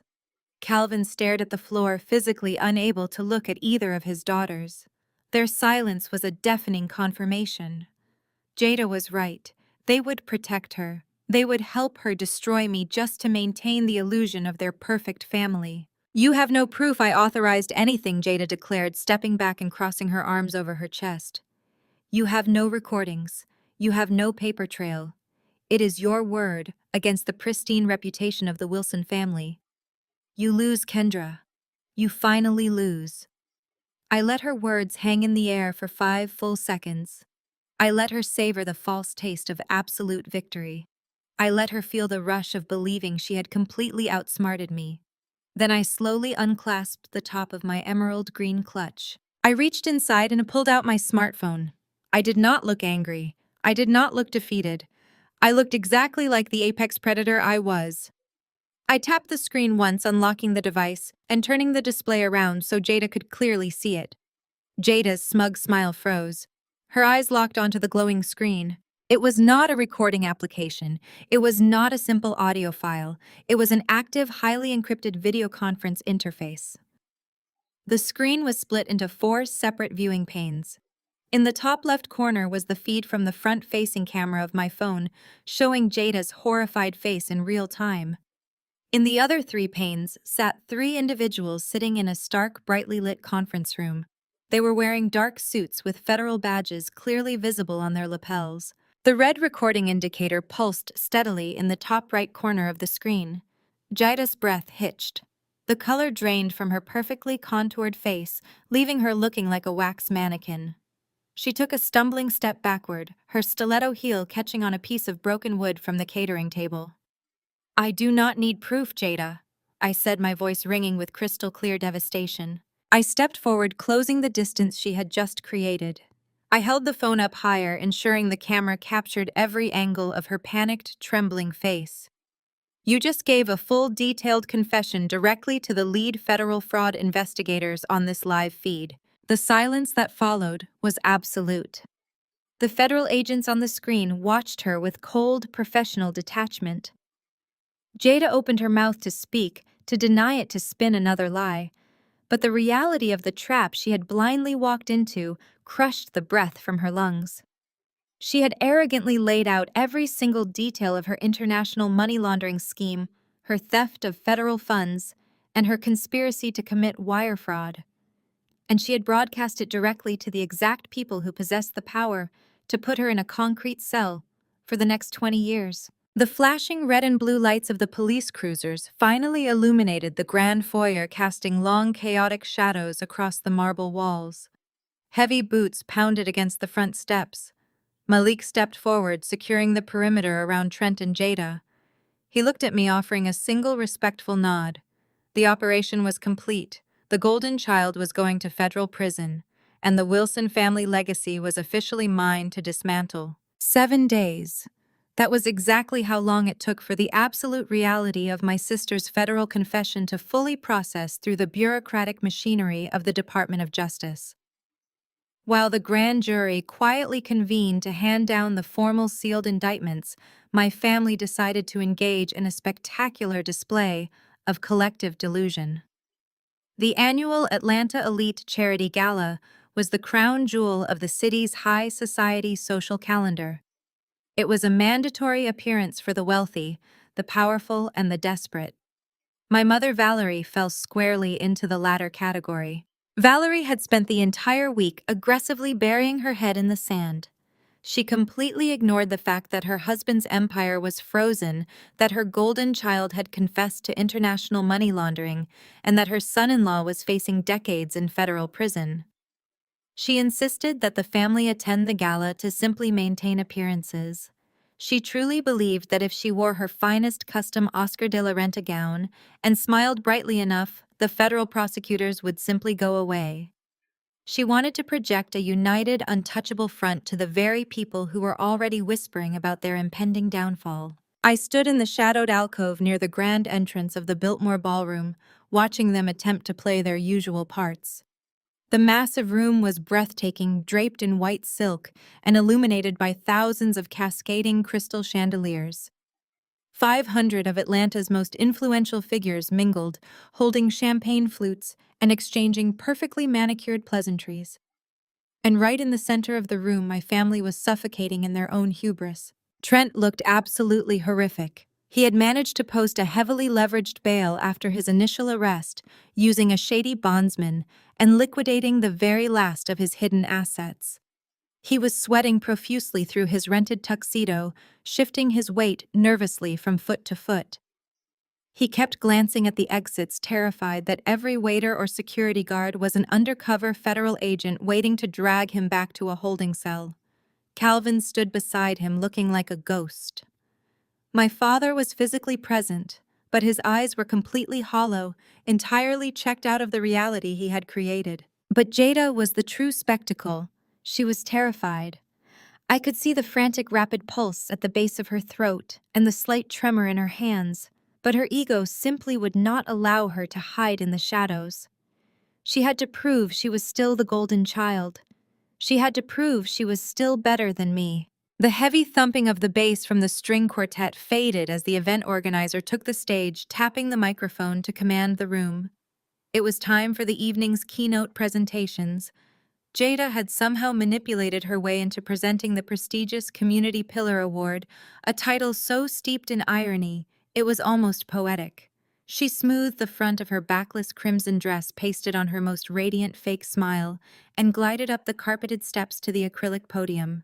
The ballroom fell silent as 500 sets of eyes locked onto her. Jada gripped the edges of the podium, taking a deep breath to steady her shaking hands. "Thank you all for being here tonight," Jada began, her voice amplified through the state-of-the-art sound system echoing off the gilded ceiling. "We are gathered to celebrate excellence, to celebrate the people who build up our beautiful community. But building a legacy requires more than just capital. It requires absolute loyalty. It requires a family that stands together through the hardest trials." Jada paused, letting her eyes sweep over the crowd. She knew I was in the room. She was actively searching for me.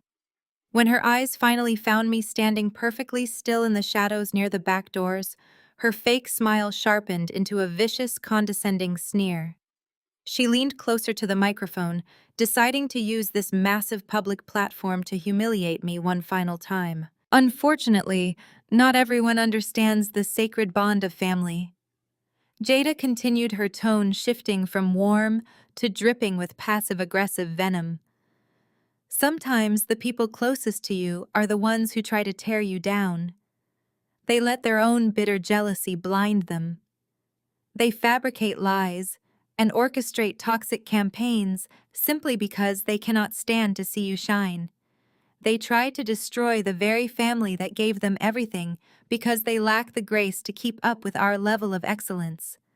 But true excellence always prevails over bitter, vindictive people." A low murmur rippled through the elite crowd. Everyone knew the underlying tension. Everyone knew she was firing a direct, unapologetic shot at me.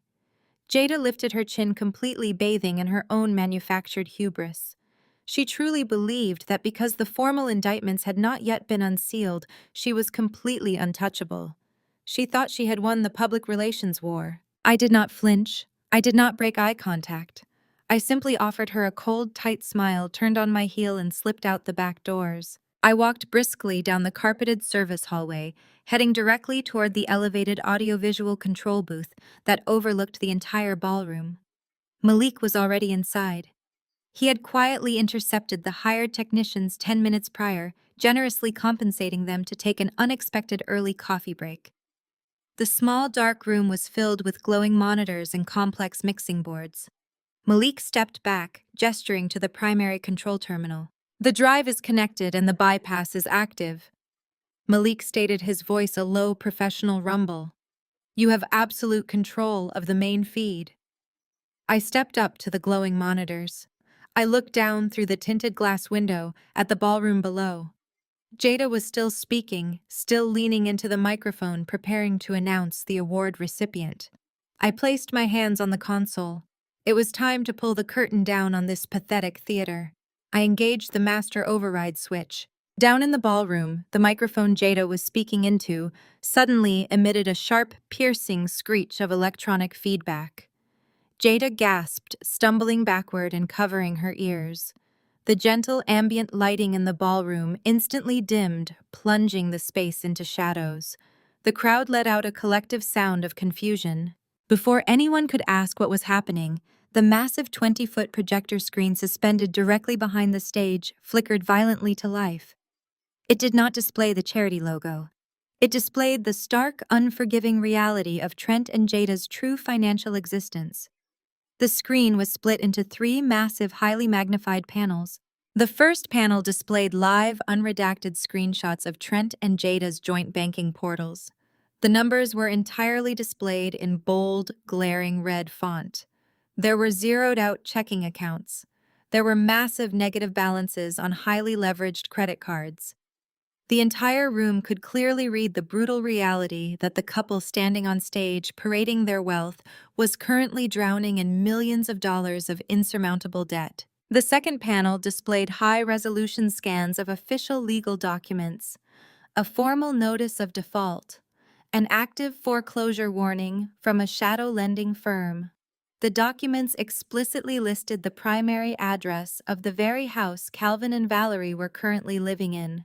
The paperwork detailed exactly how Trent had used Calvin's fraudulent power of attorney to borrow against the family estate, placing them entirely in default. But it was the third panel that completely destroyed the room. The third panel displayed a scrolling feed of heavily encrypted emails sent directly from the Cayman Island gambling syndicates. The messages were completely unredacted. The text loomed over Jada's head for 500 of Atlanta's most powerful people to read. Your markers are overdue, Trent. We do not care about your fake real estate company. Tell your wife her little scheme with the stolen Social Security numbers did not generate enough capital. We are coming to collect our collateral.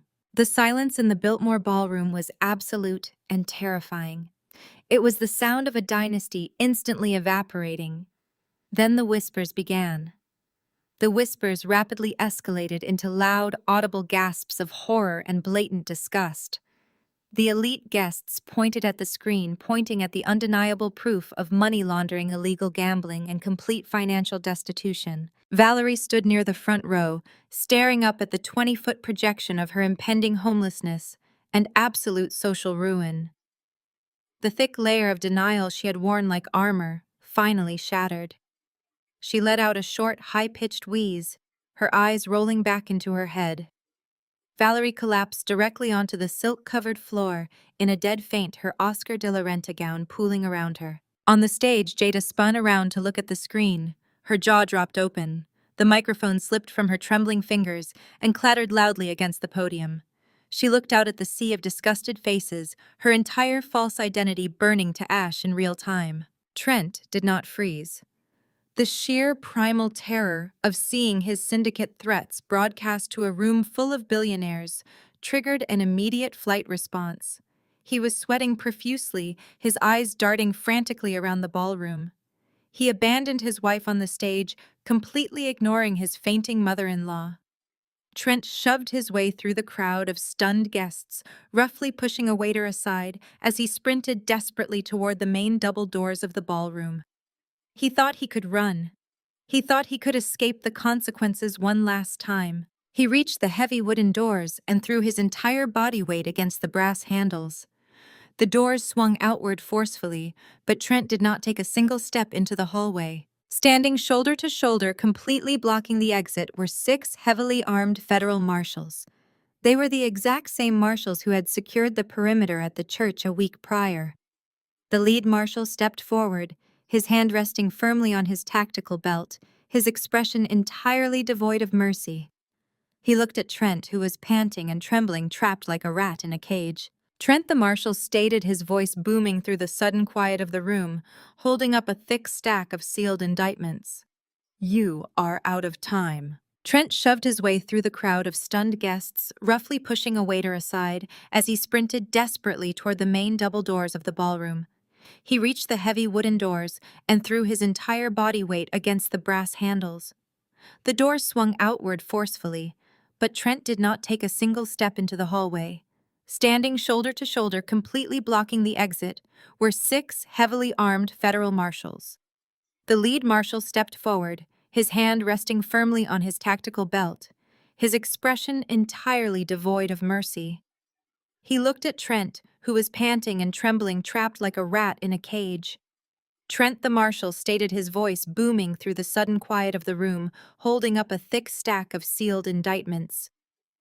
"You are out of time." The heavy brass doors clicked shut behind the federal agents, sealing the perimeter of the Biltmore ballroom. The sheer physical presence of the dark tactical vests and shining federal badges snapped the remaining illusion of the gala in half. Trent raised his hands, his palms facing outward in a pathetic, jerky gesture of surrender. His eyes darted wildly across the elegant lobby, searching for an exit that did not exist. 2 marshals flanked him immediately. They did not care about his custom-tailored velvet tuxedo or the 500 billionaires watching from the main floor. They grabbed his arms, pulling them forcefully behind his back with practiced aggressive efficiency. The sharp metallic click of handcuffs echoing through the dead silent room sounded like a gunshot. The lead marshal unrolled the top document from the stack. He read the charges aloud, his voice projecting with unyielding authority over the silent crowd. "Trent Lawson, you are under arrest for conspiracy to commit international wire fraud, racketeering, and the unauthorized transfer of federal funds. You have the right to remain silent. I strongly suggest you use it." Trent began to hyperventilate, his knees buckling slightly as the agents held him upright. He babbled incoherently, claiming it was a massive setup, claiming he was just a financial consultant, claiming he did not know about the Cayman Island accounts. His desperate, high-pitched whining only amplified the absolute humiliation of the moment.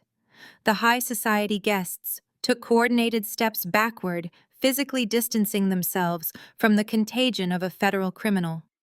State senators, corporate CEOs, and tech tycoons stared in unified disgust as Trent was roughly patted down and read his Miranda rights in the middle of their sacred charity gala. On the stage, Jada watched her husband being treated like a common street criminal. The absolute reality of federal prison, the permanent destruction of her carefully curated lifestyle, finally pierced her arrogant delusion. She let out a piercing, visceral scream that tore through the heavy air of the ballroom. "Mother!" she shrieked, her voice cracking with raw, unfiltered panic. "Mother, do something! Stop them!" Valerie had just been pulled to her feet by two sympathetic socialites.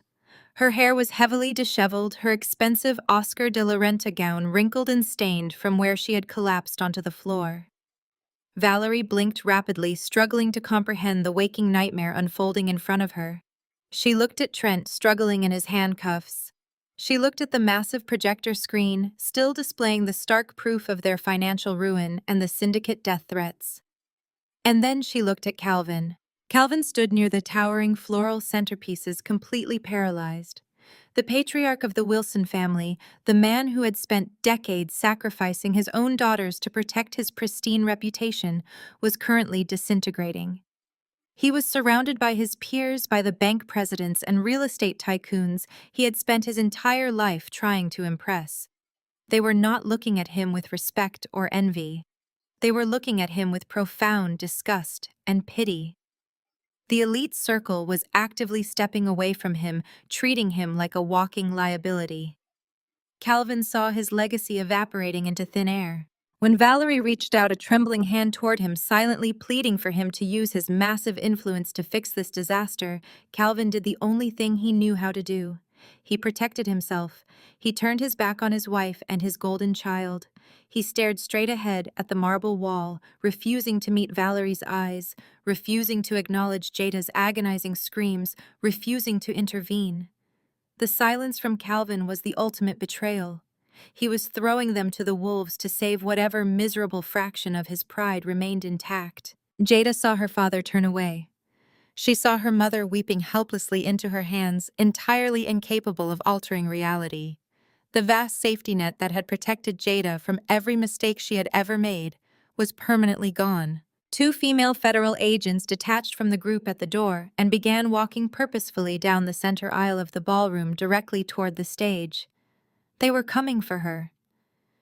The detailed confession I had recorded a week prior was more than enough to secure a warrant for her immediate detention. Jada scrambled down the carpeted stairs of the stage, her breathing ragged and shallow. She stumbled over the heavy hem of her crimson designer gown, nearly falling as she pushed past the shocked guests. She was not running toward the exit. She was running toward the audio-visual booth. I had already stepped out of the booth and was standing on the elevated landing overlooking the main floor. Malik stood silently behind my right shoulder, watching the chaos below with cold professional calculation. Jada reached the bottom of the landing. She looked up at me. The venom, the arrogant superiority, the deeply ingrained entitlement that had defined her entire existence had vanished completely. She was stripped bare, down to the terrified, spoiled child she had always been beneath the makeup and the jewelry. She grabbed the brass railing of the staircase, pulling herself up the first few steps until she was directly in front of me. Then the golden child of the Wilson family collapsed. Jada dropped heavily to her knees. The expensive silk of her gown tore against the sharp edge of the stairs, but she did not even register the damage. She clasped her shaking hands together, lifting her tear-stained face to look at me. It was the absolute ultimate humiliation. The sister who had spent 30 years looking down on me, treating me like an inconvenient stepping stone, was currently kneeling at my feet in front of the entire Atlanta elite. "Kendra, please!" Jada begged, her voice a wet, pathetic sob. Please, you have to stop this. Tell them it is a huge mistake. Tell them the video was a deepfake. Tell them you orchestrated this entire thing as a prank. You can afford the best defense lawyers in the country. Pay his bail, Kendra. Pay the syndicates. You have billions of dollars. You can make this all go away. I stared down at the woman kneeling before me. I searched my heart for a single ounce of pity, a single shred of familial loyalty, or underlying sympathy. I found absolutely nothing. The space where my love for my sister used to reside was completely sterile, empty, and calm. I had spent my entire early life trying to earn a place in a family that viewed my independence as a threat and my professional success as a personal insult. Jada had eagerly used my name to fund her extreme vanity. She had actively conspired to ruin my business and send me to federal prison simply because she could not stand the absolute fact that I had outgrown her. She had stolen from me, mocked me, and tried to destroy me. And now she wanted me to open my checkbook to save her from the very trap she had built for herself. You have the power to fix this, Jada wept, gripping the tailored hem of my suit jacket. Please, Kendra. We are blood. We are sisters. You cannot let them take me away. I gently but firmly pried her trembling fingers off my clothing. I smoothed the fabric of my jacket, taking a deliberate step back, so she was forced to crane her neck to look up at me. I stated, my voice carrying a quiet, lethal authority that cut perfectly through her loud sobbing. I have the massive capital required to bury this entire scandal. I have the liquid resources to pay off the offshore syndicates today, and I have the heavy leverage to make those federal agents walk out of this building right now. Jada's eyes widened with a desperate, frantic surge of sudden hope. Her breathing hitched as she waited for the salvation she felt she inherently deserved. But like you said, I continued leaning down slightly so my words would imprint themselves permanently into her mind. You needed the money more than me. You wanted the lavish lifestyle without the exhausting work. You wanted the immense power without the heavy responsibility. So consider this my final generous contribution to your portfolio. Consider this an investment in your independence. Jada let out a breathless, horrified gasp as the absolute finality of my words registered. The fragile, desperate hope in her eyes shattered completely, replaced by the stark, terrifying reality of her impending incarceration. She slumped forward against the brass railing, her entire body shaking with uncontrollable sobs as the absolute weight of her actions finally crushed her. I did not wait for her to speak again. I straightened my posture, turned my back on the broken golden child, and walked smoothly down the opposite staircase. Malik fell into step right beside me, his imposing presence easily clearing a wide path through the stunned, silent crowd of high society socialites. I did not look back at my mother, who was still weeping loudly on the ballroom floor surrounded by shattered crystal. I did not look back at my father, who was shrinking further into the shadows, completely stripped of his fraudulent power. I walked straight through the heavy brass doors of the Biltmore ballroom, stepping out into the cool, humid Atlanta night air.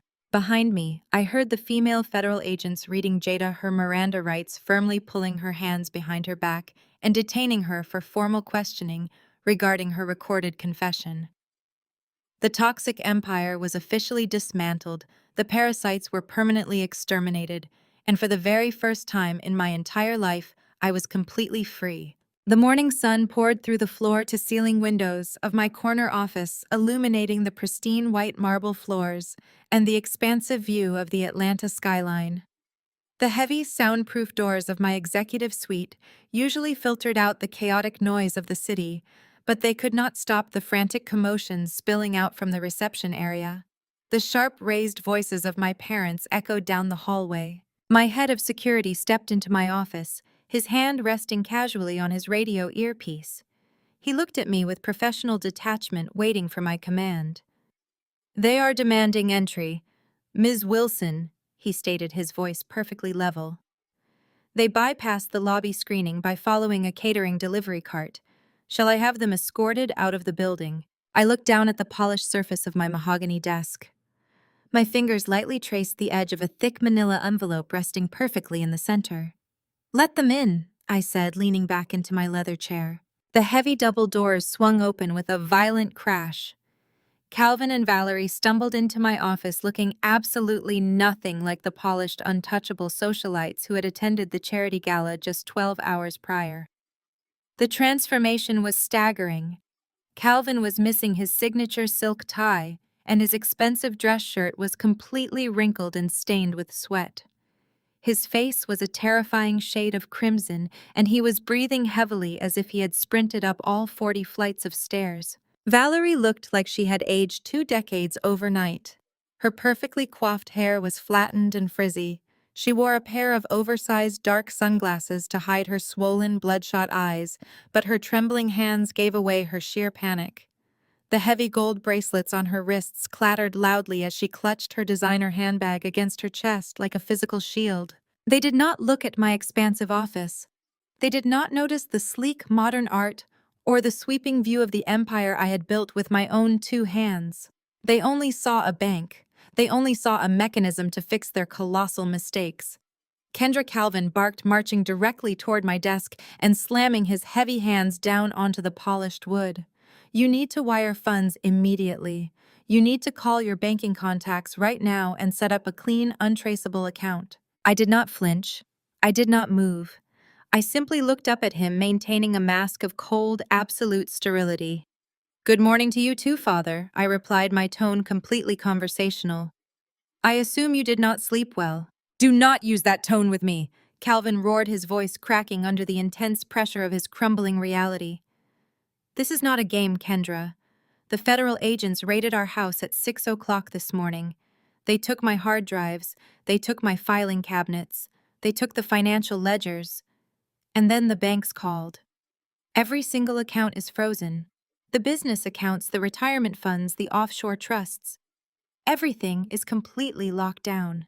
Valerie let out a loud, dramatic sob, pulling off her sunglasses to reveal eyes wide with absolute terror. "They froze my personal checking account, Kendra. I went to buy coffee on the way here and my card was declined. My platinum card was declined at a coffee shop. Do you have any idea how humiliating that was?" The barista looked at me like I was a common criminal. She buried her face in her hands, weeping loudly into the quiet expanse of my office. Calvin ignored her entirely, keeping his furious, bloodshot eyes locked onto mine. "Trent is in federal holding." Calvin explained, his chest heaving with exertion.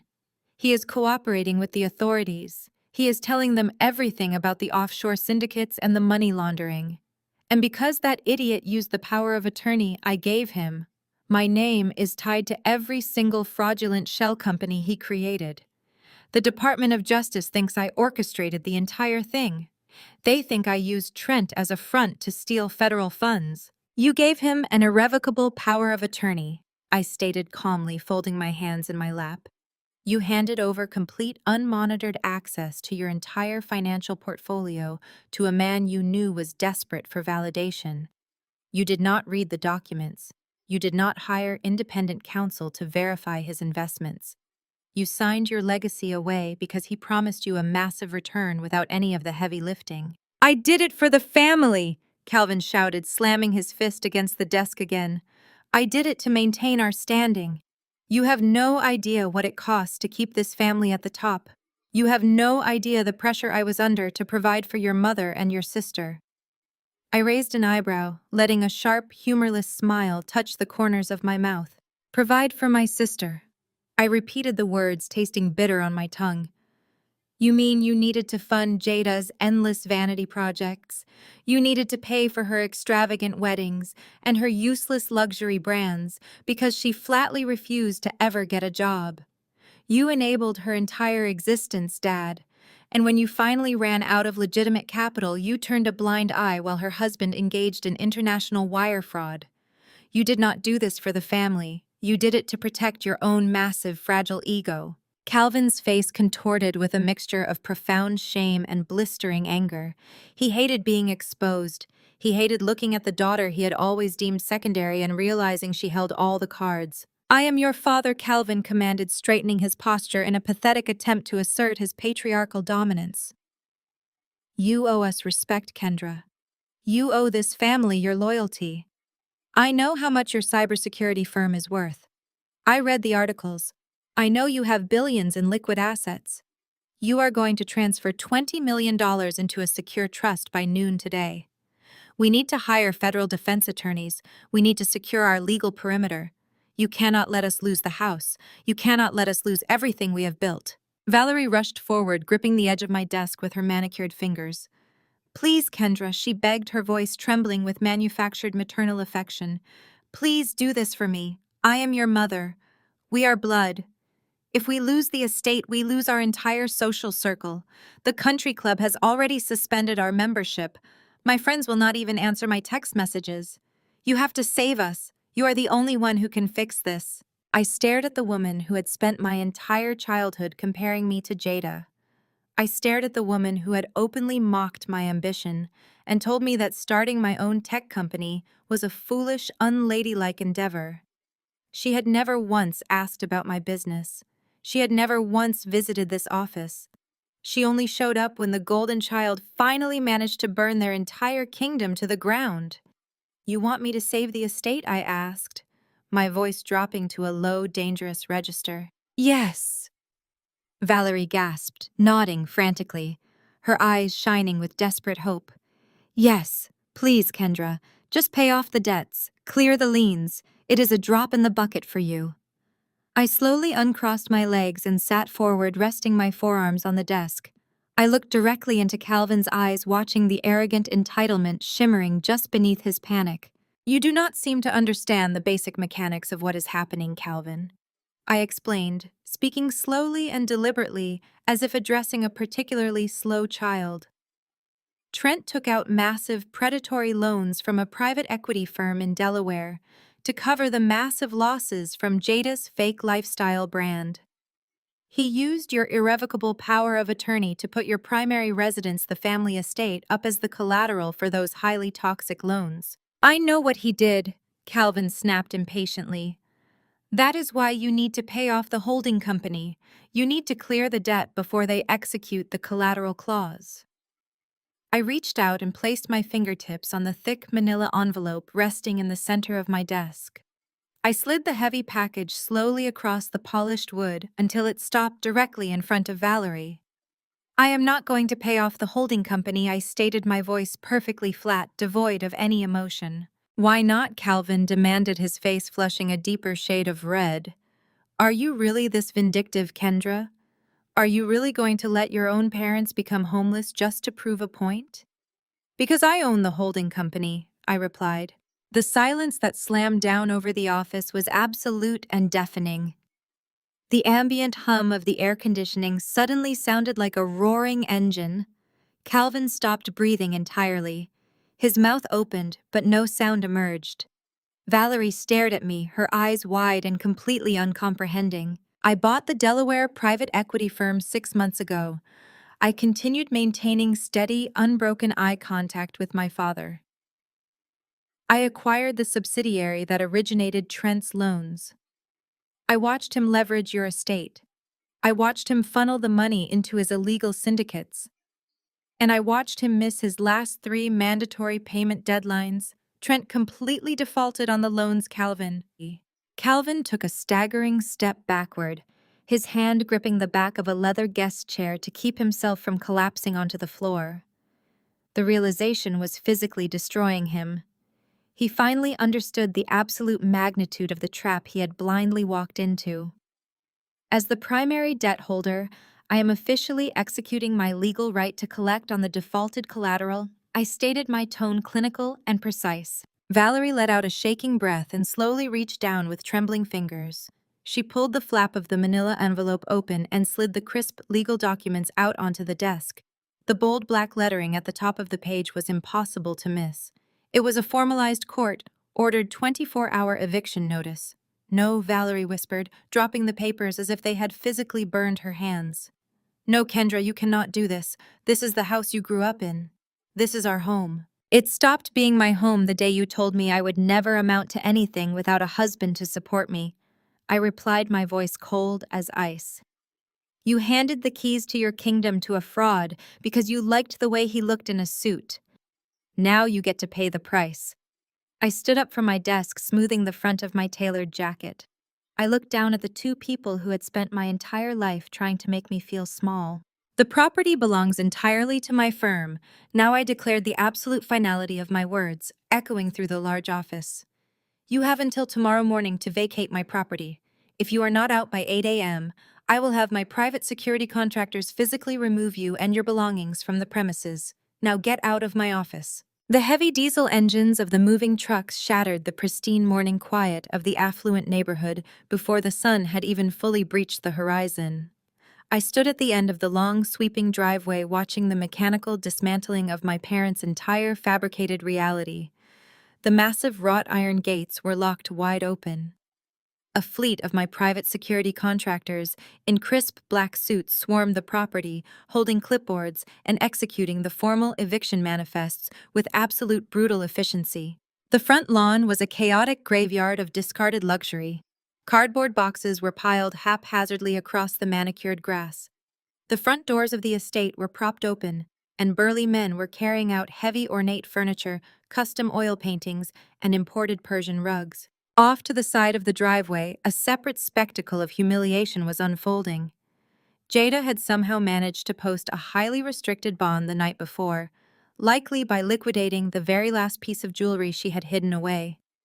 She was currently standing on the pavement, completely unhinged, hysterically screaming at two burly repossession agents. The men completely ignored her as they secured thick, heavy steel chains to the axles of her pristine white Mercedes G-Wagon and Trent's custom imported sports car. "You cannot take that!" Jada shrieked, her voice hoarse and ragged. She clawed at the arm of the tow truck operator, her previously immaculate hair frizzy and tangled, her designer clothes wrinkled from a night in a holding cell. "That car belongs to me. I need that car to see my lawyers. You have no right to touch my property." The operator casually stepped out of her reach, pulling a thick stack of bank orders from his high-visibility vest. "The bank holds the title, lady," he grunted, engaging the hydraulic lift. "Your husband defaulted on the financing 3 months ago. Step back from the vehicle or I will call the police and have you arrested for interfering with illegal repossession." Jada stumbled backward, her hands flying to her mouth as the massive tow truck hoisted her ultimate status symbol into the air. She looked utterly broken. The shiny armor of her wealthy existence was being physically stripped away from her piece by piece in broad daylight for all the neighbors to see. Further up the driveway, Calvin sat heavily on a sealed moving box near the front portico. He was wearing the same wrinkled dress shirt from my office yesterday. He simply stared blankly at the driveway, watching his expensive world evaporate. He offered no help to the movers. He offered no comfort to his weeping daughter. He was completely hollowed out by the agonizing realization that his peers, the very people he had spent his entire life trying to impress, were currently peering through their expensive window treatments, watching his public execution. Valerie, however, was in a state of absolute frantic denial. She dashed out of the front doors, clutching a stack of irreplaceable porcelain dining plates directly against her chest, dropping several of them onto the concrete, where they shattered into sharp, jagged pieces. She saw me standing at the end of the driveway, flanked by Malik and my security team.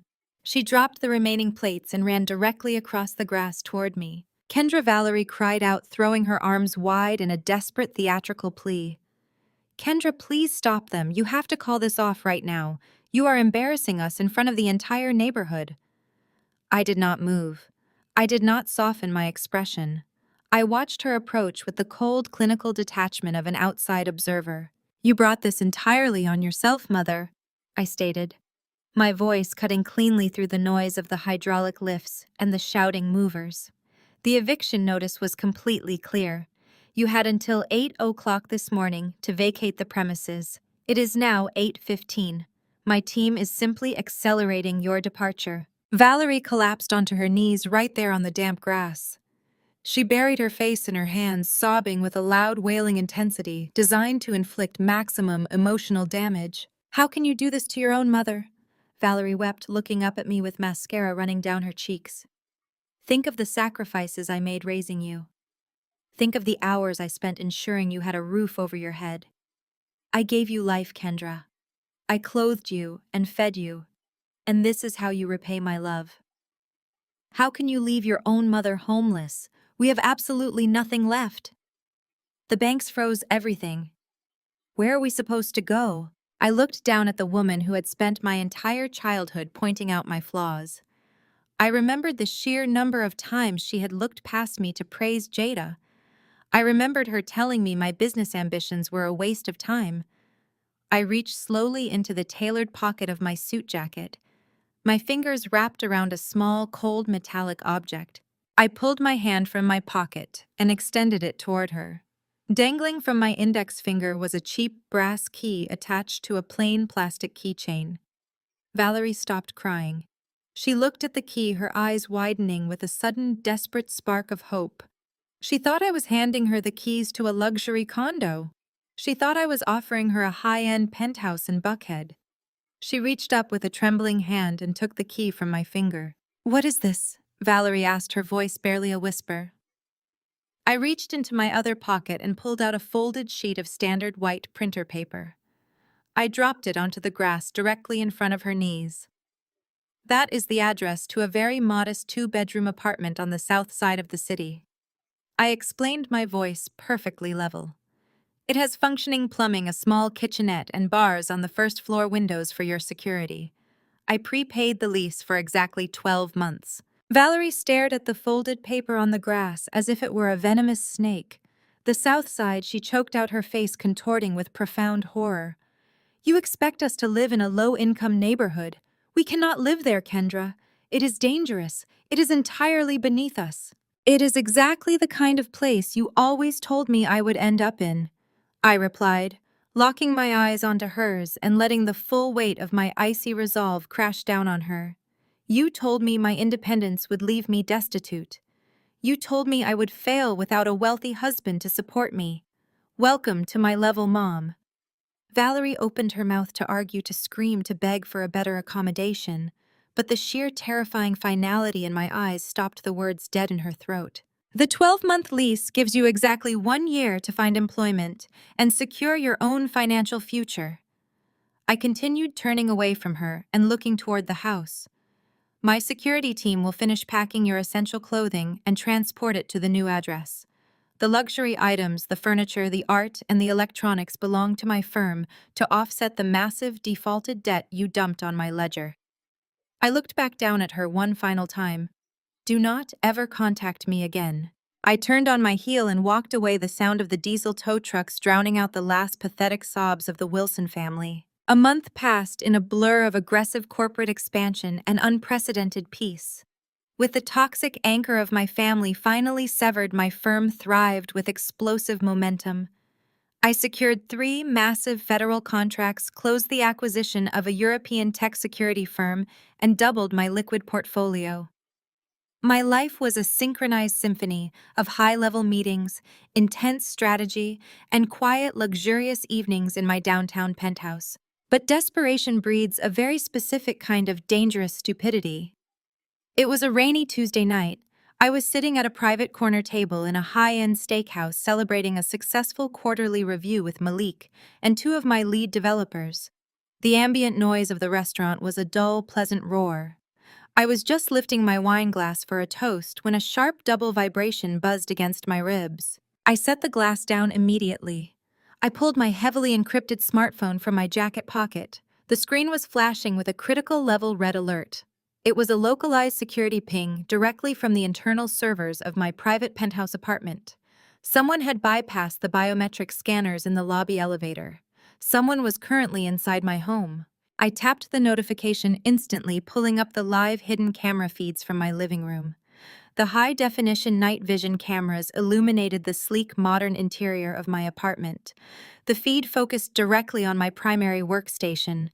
A figure was hunched over my massive mahogany desk, illuminated only by the harsh blue light of my computer monitor. The figure was frantic, tearing through the desk drawers, pulling out encrypted thumb drives and tossing them aside. The camera zoomed in, capturing the intruder's face in perfect, terrifying clarity. It was Jada. She looked absolutely feral. The glamorous, polished socialite was entirely gone. She was wearing a dark, oversized hoodie, her hair shoved under a baseball cap. her face shining with a thick layer of nervous sweat. She was out on bond facing decades of federal prison time for wire fraud, and she was entirely bankrupt. She could not afford her high-powered defense attorneys. She could not afford to run. She was cornered, and she had decided to make one final, catastrophically foolish gamble. "She is trying to access the local mainframe," I said, my voice dropping to a sharp whisper. I showed the live feed to Malik. Malik's expression hardened into solid stone. He immediately stood up, dropping a $100 bill onto the table. "The car is out front," he stated. "We are 5 minutes away." We moved through the restaurant and into the rainy night with tactical precision. The drive to my building was silent and tense. Jada had clearly manipulated a building manager or stolen a master keycard during the chaos of the eviction to gain access to the penthouse elevator. She was incredibly desperate. She knew my firm housed proprietary source code algorithms worth hundreds of millions of dollars to foreign competitors or rival tech firms. She thought she could simply walk in, steal my highly classified intellectual property, and sell it on the black market to fund her legal defense or buy a fake passport. We rode the private elevator up to the top floor, the doors sliding open silently. We stepped into the dark foyer of my apartment, the thick carpet absorbing the sound of our footsteps. I could hear her breathing heavily in the home office. I could hear the frantic clicking of the keyboard as she typed in rapid, desperate sequences trying to bypass the primary firewall on my desktop computer. Malik moved silently to the left, flanking the doorway while I stepped directly into the center of the room. Jada had a heavy metallic external hard drive clenched in her shaking left hand. Her right hand was hovering over the enter key, her eyes completely glued to the progress bar on the screen. She was sweating profusely, a terrifying manic energy radiating from her entire body. I reached out and flipped the master light switch. The room flooded with blinding LED light. Jada shrieked violently, spinning around in the heavy leather desk chair. The hard drive slipped from her sweaty fingers and clattered onto the desk. She scrambled backward, knocking a stack of files onto the floor, her chest heaving as she stared at me and Malik standing in the doorway. "Kendra." Jada gasped, her voice trembling violently, her eyes darting around the room looking for an escape route that did not exist. "I can explain. I came to talk to you. The door was open. You broke into a federally secured private residence." "Jada," I stated, my voice perfectly calm, echoing in the large room. "You bypassed a biometric scanner, and you are currently holding a drive you intended to use to steal classified corporate data." Jada shook her head frantically, holding her hands up in surrender. "No, Kendra, I swear. I just needed cash. The lawyers are demanding a massive retainer to fight the fraud charges. I am going to prison, Kendra." Trent took a plea deal and flipped on me. He blamed me for the entire offshore operation. "I just needed to borrow a drive. I was going to sell some code to one of your competitors. Just enough to pay the lawyers. You have so much money you would not even notice it was gone." "You always thought my world was just playing with computers, Jada," I said, stepping slowly into the room. My eyes locked onto her terrified face. "You spent your entire life mocking my intelligence. You thought I was a joke. You thought you could just walk into the fortress I built and take whatever you wanted because you always believed you were inherently smarter than me." I gestured toward the glowing computer monitor behind her. "Look at the screen, Jada." Jada turned her head slowly, terrified of what she might see. The progress bar she had been so frantically watching was not downloading files. The screen was flashing with a massive red warning banner displaying a scrolling log of encrypted data packets. "You did not bypass my firewall," I explained, my tone entirely devoid of pity. "You triggered a level 4 honeypot protocol. The second you plugged that unauthorized drive into my terminal, my system initiated a silent lockdown. It isolated the drive, trapped your digital signature, and simultaneously transmitted a priority alert directly to the FBI Cybercrimes Division." Jada's mouth opened in a silent scream of absolute horror. She looked from the flashing red screen to my cold, unforgiving face. "You just logged a felony cyber theft in real time on a federally monitored server," I concluded, crossing my arms over my chest. "You played yourself straight into a federal penitentiary." Right on cue, the distant wail of police sirens began to echo through the rainy city streets below. rapidly growing louder as multiple squad cars converged on my building. Jada collapsed back into the chair, covering her face with her trembling hands, letting out a long, agonizing wail of complete defeat. She had tried one final manipulation, and it had slammed the door of her cage permanently shut. She had finally and completely lost everything. 6 months later, the toxic dust of the Wilson family collapse had completely settled into the harsh concrete reality of their new existence. Trent was currently serving a 15-year sentence in a medium-security federal prison, having pled guilty to international wire fraud and racketeering. His desperate attempt to throw Jada under the bus had only marginally reduced his time. Jada was currently sitting in a highly restricted county holding facility awaiting trial for a massive list of federal offenses, including her attempted cyber theft at my apartment. Her bail had been completely revoked. There were no designer dresses and holding only scratchy orange jumpsuits, and the terrifying reality of the massive mandatory minimum sentences she was facing. Calvin and Valerie were living exactly where I had placed them. They were trapped in the cramped two-bedroom apartment on the south side of Atlanta.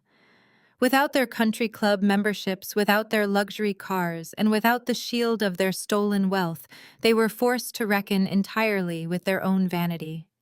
They had to learn how to buy generic groceries, how to navigate public transportation, and how to survive in the real world they had spent decades looking down upon. They were completely exiled from high society, entirely forgotten by the peers they had sacrificed their souls to impress. But I was standing on top of the world. The warm evening air drifted across the expansive rooftop terrace of my corporate headquarters. The space was transformed into a breathtaking dining area, illuminated by hundreds of floating lanterns and the glittering panoramic view of the Atlanta skyline. A long, rustic wooden table was set with exquisite catering crystal glasses and massive floral arrangements. This was not a rigid, performative family reunion built on lies and toxic obligation. This was a gathering of my actual family, my chosen family. Malik sat near the head of the table, laughing warmly at a joke told by my lead security architect, my senior developers, my corporate mentors, and the genuine loyal friends who had supported me through the fire were all seated around the table, sharing food and genuine joy. There was no judgment here. There was no underhanded competition or bitter jealousy. There was only absolute mutual respect. Malik stood up, tapping his fork against his champagne flute to quiet the lively conversation. The table settled down, turning their attention to him with warm smiles. He looked down the length of the table directly at me, his dark eyes shining with profound professional respect and deep personal loyalty. "I want to propose a toast," Malik said, his voice carrying a rich, heavy warmth that filled the rooftop. "We all know the incredible business acumen it took to build this empire. We all know the brilliant minds sitting at the head of this table. But tonight, I want to raise a glass to something far more important than the balance sheets or the federal contracts." He lifted his glass higher, the crystal catching the ambient light. "I want to toast to an unshakable spine, to the courage it takes to walk away from the people who hold you back, and the strength it takes to build a table where everyone is genuinely valued. To Kendra." To Kendra, the table echoed, raising their glasses in perfect unison, their voices ringing with authentic admiration and love. I smiled, raising my own glass in return, the warmth of their genuine affection filling the space in my chest that had been empty for so long. As the dinner continued and the music swelled, I stepped away from the table, walking slowly toward the edge of the terrace. I rested my hands lightly on the cool glass railing, looking out over the sprawling, glittering expanse of the city below. The thousands of lights stretched out to the horizon, pulsing with endless kinetic energy. I stood there, breathing in the warm night air, reflecting on the agonizing pain of being the family scapegoat. I thought about the decades I had spent trying to force myself into a mold that was designed to break me. I thought about the heavy, suffocating chains of toxic loyalty I had dragged behind me for 30 years. Shedding that loyalty, walking away from the twisted, parasitic demands of my blood relatives, had been the hardest and most terrifying decision of my life. But looking out at the empire I had built, listening to the genuine laughter of the people who truly loved me, I knew it was the only decision that mattered. Dropping the weight of their expectations had given me the entire world. I lifted my glass of expensive champagne to my lips, taking a slow, deliberate sip. I stood high above the city, totally unbothered, extraordinarily wealthy, and finally completely free. True family isn't defined by bloodlines, but by mutual respect, loyalty, and unwavering support. The most powerful lesson from this journey is that you are never obligated to tolerate toxic behavior or sacrifice your inner peace just to earn the conditional love of people who constantly diminish your worth. Sometimes the bravest and most empowering decision you can make is to walk away from a destructive environment, reclaim your hard-earned independence, and build your own table surrounded by those who genuinely value you. Have you ever had to walk away from toxic relatives to protect your peace? Share your story in the comments below and don't forget to like and subscribe for more empowering journeys.